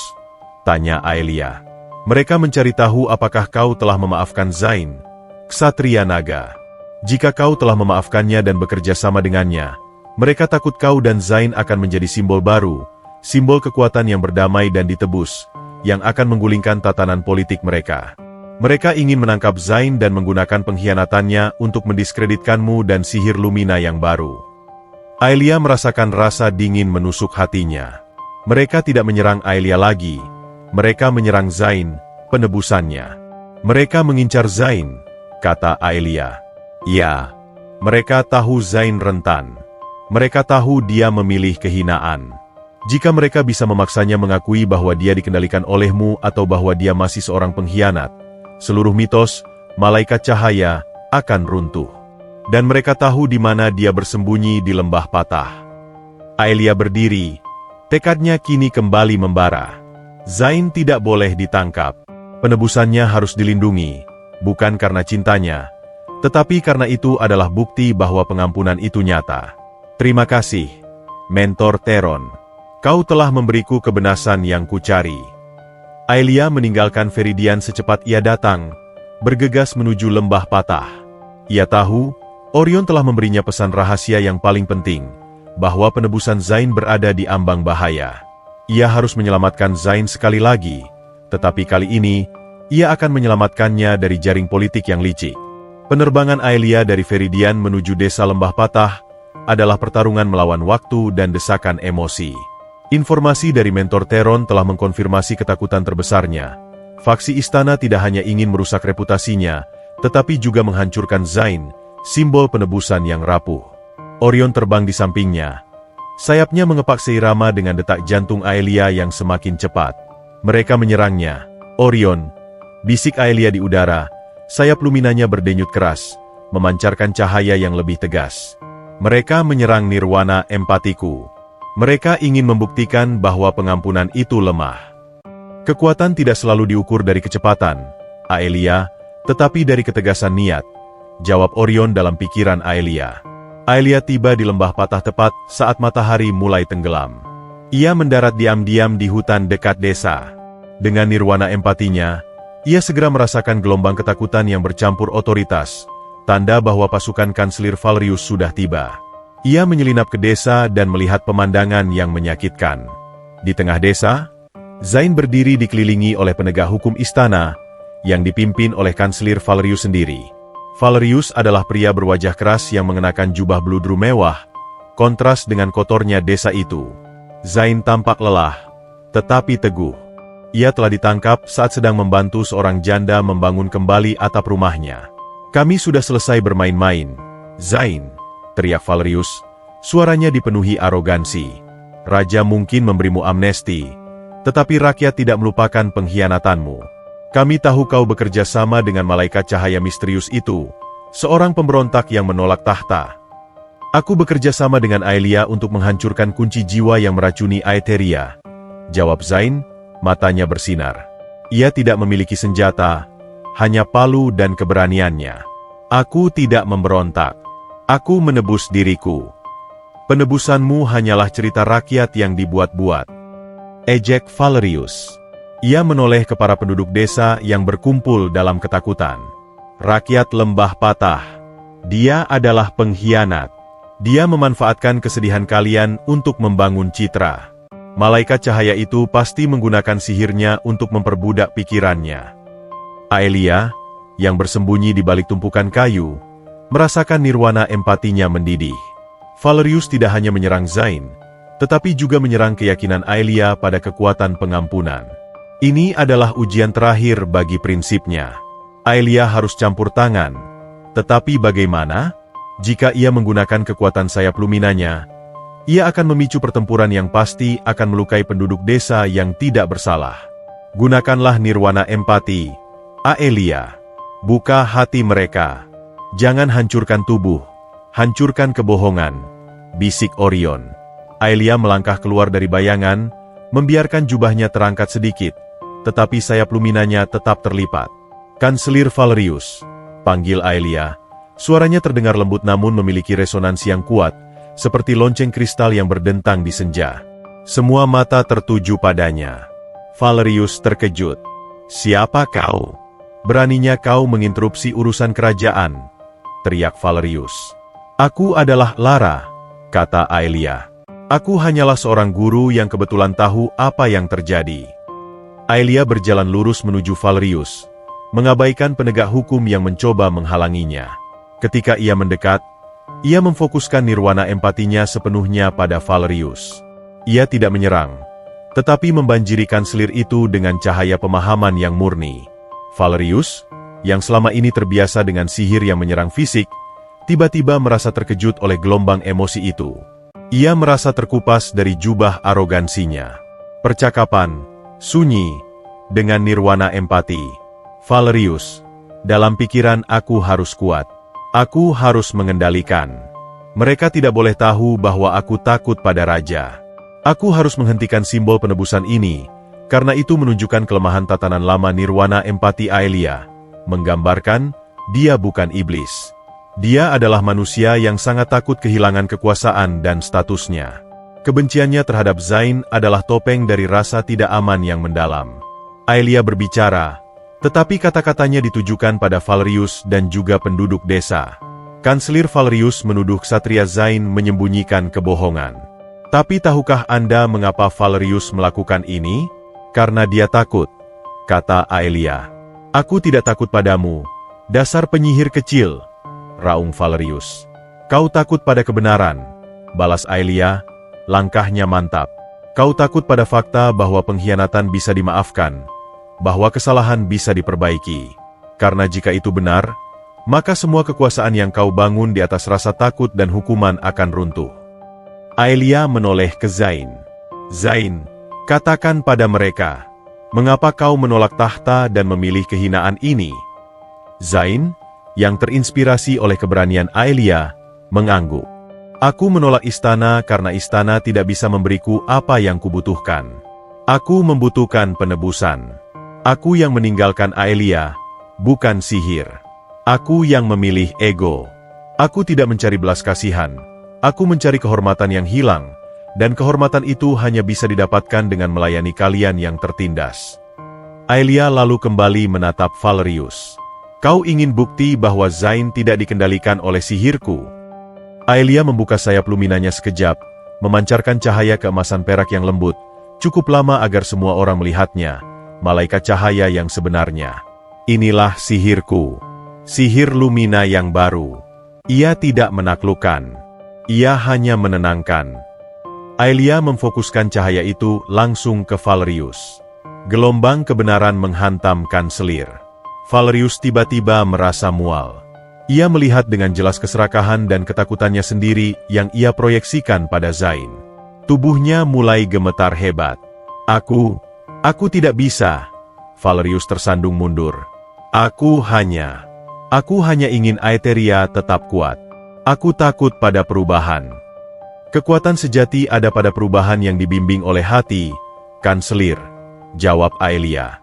Tujuan kami bukan menghukum, tetapi memperbaiki. Tujuan kami bukan balas dendam, tetapi membangun kembali. Penduduk desa, yang menyaksikan transformasi ini, mulai bersorak. Mereka melihat bahwa malaikat cahaya tidak datang dengan pedang, tetapi dengan pemahaman. Mereka melihat kebenaran Zain terpantul di wajah kanselir yang kini tampak hancur dan rentan. Penegak hukum istana, yang melihat pemimpin mereka ambruk dan menyadari bahwa malaikat cahaya itu adalah sosok nyata, menjatuhkan senjata mereka. Mereka tidak bisa melawan sihir yang beroperasi di level emosional. Bawa kanselir ini kembali ke istana, perintah Aelia, dengan otoritas yang kini diakui semua orang. Dan sampaikan pada Raja Eldrin. Faksi yang takut pada perubahan adalah racun baru di istananya. Aelia berhasil memenangkan pertempuran terakhir ini tanpa kekerasan, menggunakan nirwana empati sebagai senjata pamungkasnya. Ia tidak hanya menyelamatkan Zain, tetapi juga menyelamatkan jiwa Valerius dari jalur kekuasaan yang merusak diri sendiri. Setelah penegak hukum membawa Valerius yang malu pergi, desa itu hening. Zain berjalan mendekati Aelia. Kau mempertaruhkan semuanya untukku, katanya, suaranya dipenuhi rasa syukur yang mendalam. Aku mempertaruhkan semuanya untuk ide penebusan, koreksi Aelia, tersenyum. Ide bahwa kau pantas mendapatkan kesempatan kedua. Kau memberiku lebih dari yang pernah kubayangkan, Aelia. Maka teruskanlah penebusanmu, Ksatria Naga. Buktikan pada dunia bahwa pengampunan itu nyata. Aelia mengangguk pada Zain, lalu membuka sayap luminanya. Cahayanya menyelimuti desa itu, mengisi retakan di rumah-rumah dan retakan di hati penduduk dengan harapan yang tak terucapkan. Ia terbang kembali ke kota tepi hutan, dengan damai. Ia tahu bahwa ia telah mengakhiri semua urusannya dengan masa lalu secara definitif. Zain kini bebas dari bayang-bayang politik dan penyesalan, dan Aelia sepenuhnya menjadi Lara, si penanam harapan. Tindakan Aelia di desa Lembah Patah telah mengirimkan gelombang pasang kebenaran ke seluruh Aetheria. Laporan yang dibawa oleh penegak hukum mengenai kehancuran mental Kanselir Valerius di hadapan malaikat cahaya telah memaksa Raja Eldrin untuk mengambil tindakan drastis. Valerius dicopot dari jabatannya, dan faksi istana yang haus kekuasaan pun terpecah. Politik istana tidak lagi didasarkan pada ketakutan dan kontrol, melainkan pada kehati-hatian, sebuah penghormatan diam-diam terhadap kekuatan nirwana empati yang diperlihatkan Aelia. Zain kini dibiarkan sepenuhnya bebas di Lembah Patah. Pengabdiannya menjadi simbol penebusan yang diakui secara luas. Ia menolak semua tawaran bantuan dan pendanaan dari istana, bersikeras bahwa ia harus membangun kembali desanya dengan tangannya sendiri, sebagai hukuman yang ia kenakan pada dirinya sendiri. Kisahnya, yang viral berdampingan dengan mitos malaikat cahaya, menjadi bukti nyata bahwa pengkhianatan bukan akhir dari segalanya. Suatu pagi, Orion terbang di atas pondoknya, mengeluarkan suara ker yang berbeda, sebuah nada peringatan yang lembut, bukan bahaya, melainkan pertemuan yang tak terhindarkan. Tak lama kemudian, sebuah kereta kuda sederhana, tetapi dengan lambang kerajaan Aetheria yang halus, berhenti di depan pondoknya. Dari kereta itu, turunlah dua orang yang dikenali Aelia dari pertemuan di Viridian, Liora si pri penjaga dan Darius si arkeolog kerajaan. Aelia menyambut mereka di teras. "Selamat datang kembali, Tuan dan Nyonya," sapa Aelia, tersenyum hangat. Liora, yang biasanya waspada, kali ini tampak lebih santai. "Kami datang bukan untuk mencari malaikat cahaya, Nona Lara. Kami datang untuk berterima kasih." "Berterima kasih?" tanya Aelia. Darius melangkah maju, tangannya memegang sebuah gulungan tua. "Kami tahu, Nona Lara. Kami tahu siapa Anda." Aelia diam, menunggu. Nirwana empatinya mengatakan bahwa mereka tulus, bahwa mereka tidak datang untuk mengancam. Setelah insiden Kanselir Valerius, Raja Eldrin memerintahkan kami menyelidiki identitas asli malaikat cahaya, jelas Liora. "Kami kembali ke kuil kristal sunyi, dan kami menemukan jejak yang ditinggalkan oleh sayap Lumina yang baru. Sayap yang ditempa ulang, Putri Aelia." Darius melanjutkan, matanya dipenuhi kekaguman. "Kami melihat sayap Anda dari dekat di Lembah Patah, Nona. Cahaya keemasan perak itu adalah sidik jari spiritual Anda. Anda adalah Aelia yang kembali, dan Anda menolak tahta. Kami mengerti mengapa." Aelia menghela napas. Cermin kebenaran kini berdiri di hadapannya. "Saya adalah Lara, guru di sini," jawab Aelia, tetapi nada suaranya lembut. "Aelia yang kalian kenal sudah mati. Saya memilih untuk meninggalkan keagungan demi kedamaian. Saya datang kembali bukan untuk menuntut apapun, termasuk identitas." Liora maju dan membungkuk dalam-dalam. Itu adalah penghormatan yang hanya diberikan kepada bangsawan sejati, tetapi kali ini, penghormatan itu diberikan kepada jiwa, bukan mahkota. "Yang kami cari bukanlah putri yang memegang tahta, Aelia," kata Liora. "Yang kami cari adalah inspirasi. Anda telah menunjukkan kepada kami bahwa pengampunan adalah sihir pertahanan yang paling kuat." Darius menyerahkan gulungan yang ia pegang. Ini adalah dokumen resmi yang ditandatangani oleh Raja Eldrin. Dokumen ini menyatakan bahwa kota tepi hutan dan desa Lembah Patah berada di bawah perlindungan langsung Raja, dilindungi dari campur tangan istana, dan diberi hak otonomi penuh. Raja melakukannya sebagai pengakuan atas jasa spiritual malaikat cahaya. Aelia mengambil gulungan itu, tangannya sedikit gemetar. Ini adalah hadiah dari ayahnya. Pengakuan tanpa kata-kata tentang pilihan hidupnya. "Dan ada satu hal lagi," kata Darius. Senyum hangat muncul di wajahnya. "Zain meminta kami untuk mengirimkan ini." Darius menyerahkan sebuah patung kecil yang diukir dari kayu. Itu adalah patung Aelia. Patung yang dulunya gagal diukir Zain di lembah patah. Kali ini, patung itu selesai. Patung itu tidak menggambarkan sayap Lumina yang lama, melainkan sayap Lumina yang baru, indah, berlekuk-lekuk, dan penuh makna. Zain telah mengukir sayap baru itu sebagai pengakuan diam-diam atas pertumbuhan Aelia. Dia tidak mengirimkan surat, jelas Darius. Dia bilang, pengampunan sejati hanya membutuhkan keheningan dan kerja keras, bukan kata-kata. Aelia memegang patung itu, air mata pertamanya sejak hari pengkhianatan menetes. Itu bukan air mata kesedihan, melainkan air mata penerimaan dan pembebasan. Terima kasih, bisik Aelia. Sampaikan pada Raja dan Zain, bahwa aku sangat menghargainya. Setelah Liora dan Darius pergi, Aelia duduk di bangku. Orion terbang dan mendarat di patung kayu Zain. Dia sudah mendapatkan penebusannya, Orion, kata Aelia. Dan aku sudah mendapatkan pengakuan tanpa syarat dari masa lalu. Aku bebas. Dengan semua konflik terselesaikan, Aelia kini menjalani kehidupan yang benar-benar bahagia. Ia tidak lagi melihat ke belakang. Hubungannya dengan kerajaan Aetheria adalah hubungan yang saling menghormati, bukan hubungan kekuasaan. Raja Eldrin sesekali mengunjunginya, bukan sebagai raja, tetapi sebagai ayah yang diam-diam bangga.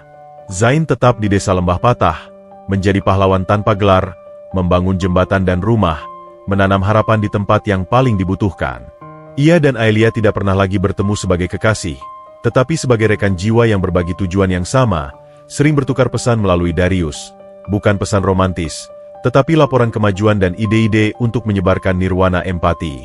Suatu malam, Aelia sedang mengajar anak-anaknya di bawah cahaya bintang. Orion bertengger di bahunya. Aelia menceritakan kisah tentang burung hantu salju yang mengikutinya kemanapun. Burung hantu yang menyampaikan pesan rahasia yang mengajarkan bahwa cahaya terbesar datang dari memaafkan luka terdalam. Jadi, burung hantu itu tidak pernah berbicara? Tanya Lila, si gadis kecil, penasaran. Dia berbicara, jawab Aelia, tersenyum. Tapi hanya dengan bahasa hati. Dan bahasa hati adalah bahasa yang paling jujur. Tiba-tiba, Orion mengepakkan sayapnya. Ia terbang ke udara, dan di bawah cahaya bulan yang terang, tubuh burung hantu salju itu mulai bersinar dengan cahaya perak keemasan. Percakapan terakhir dengan Orion, Valerie. Orion mulai bertransformasi. Cahayanya menyelimuti Aelia. Dalam pikiran Aelia, suara Valerie, sang penjaga cahaya sunyi, terdengar jelas untuk terakhir kalinya. Kau telah membuktikan bahwa kelemahanmu adalah kekuatan terbesarmu, Aelia. Pengkhianatan adalah akhir dari kisah lama, dan pengampunan adalah awal dari takdir baru. Misi telah selesai.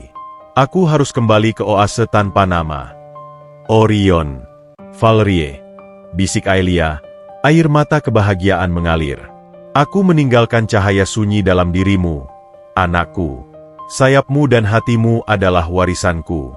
Hiduplah dalam kebahagiaan, sang penanam harapan. Cahaya itu mereda. Orion lenyap, meninggalkan Aelia dalam keheningan yang penuh makna. Anak-anak terkesiap, tetapi Aelia hanya tersenyum. Nah, anak-anak, kata Aelia, pelajaran malam ini selesai. Mari kita pulang dan sebarkan cahaya yang kita miliki. Aelia tahu, ia tidak lagi membutuhkan Orion sebagai pemandu. Ia telah memegang kompasnya sendiri. Ia telah menemukan kebahagiaannya yang abadi. Bertahun-tahun berlalu sejak Aelia terakhir kali melihat cahaya transformasi Orion di bawah bintang-bintang. Kota tepi hutan yang dulu kecil dan terpencil kini berkembang menjadi pusat spiritual di Aetheria, bukan karena kekayaan atau sihir tempur, melainkan karena nilai-nilai yang diajarkan oleh Lara si guru, nirwana empati dan kekuatan pengampunan.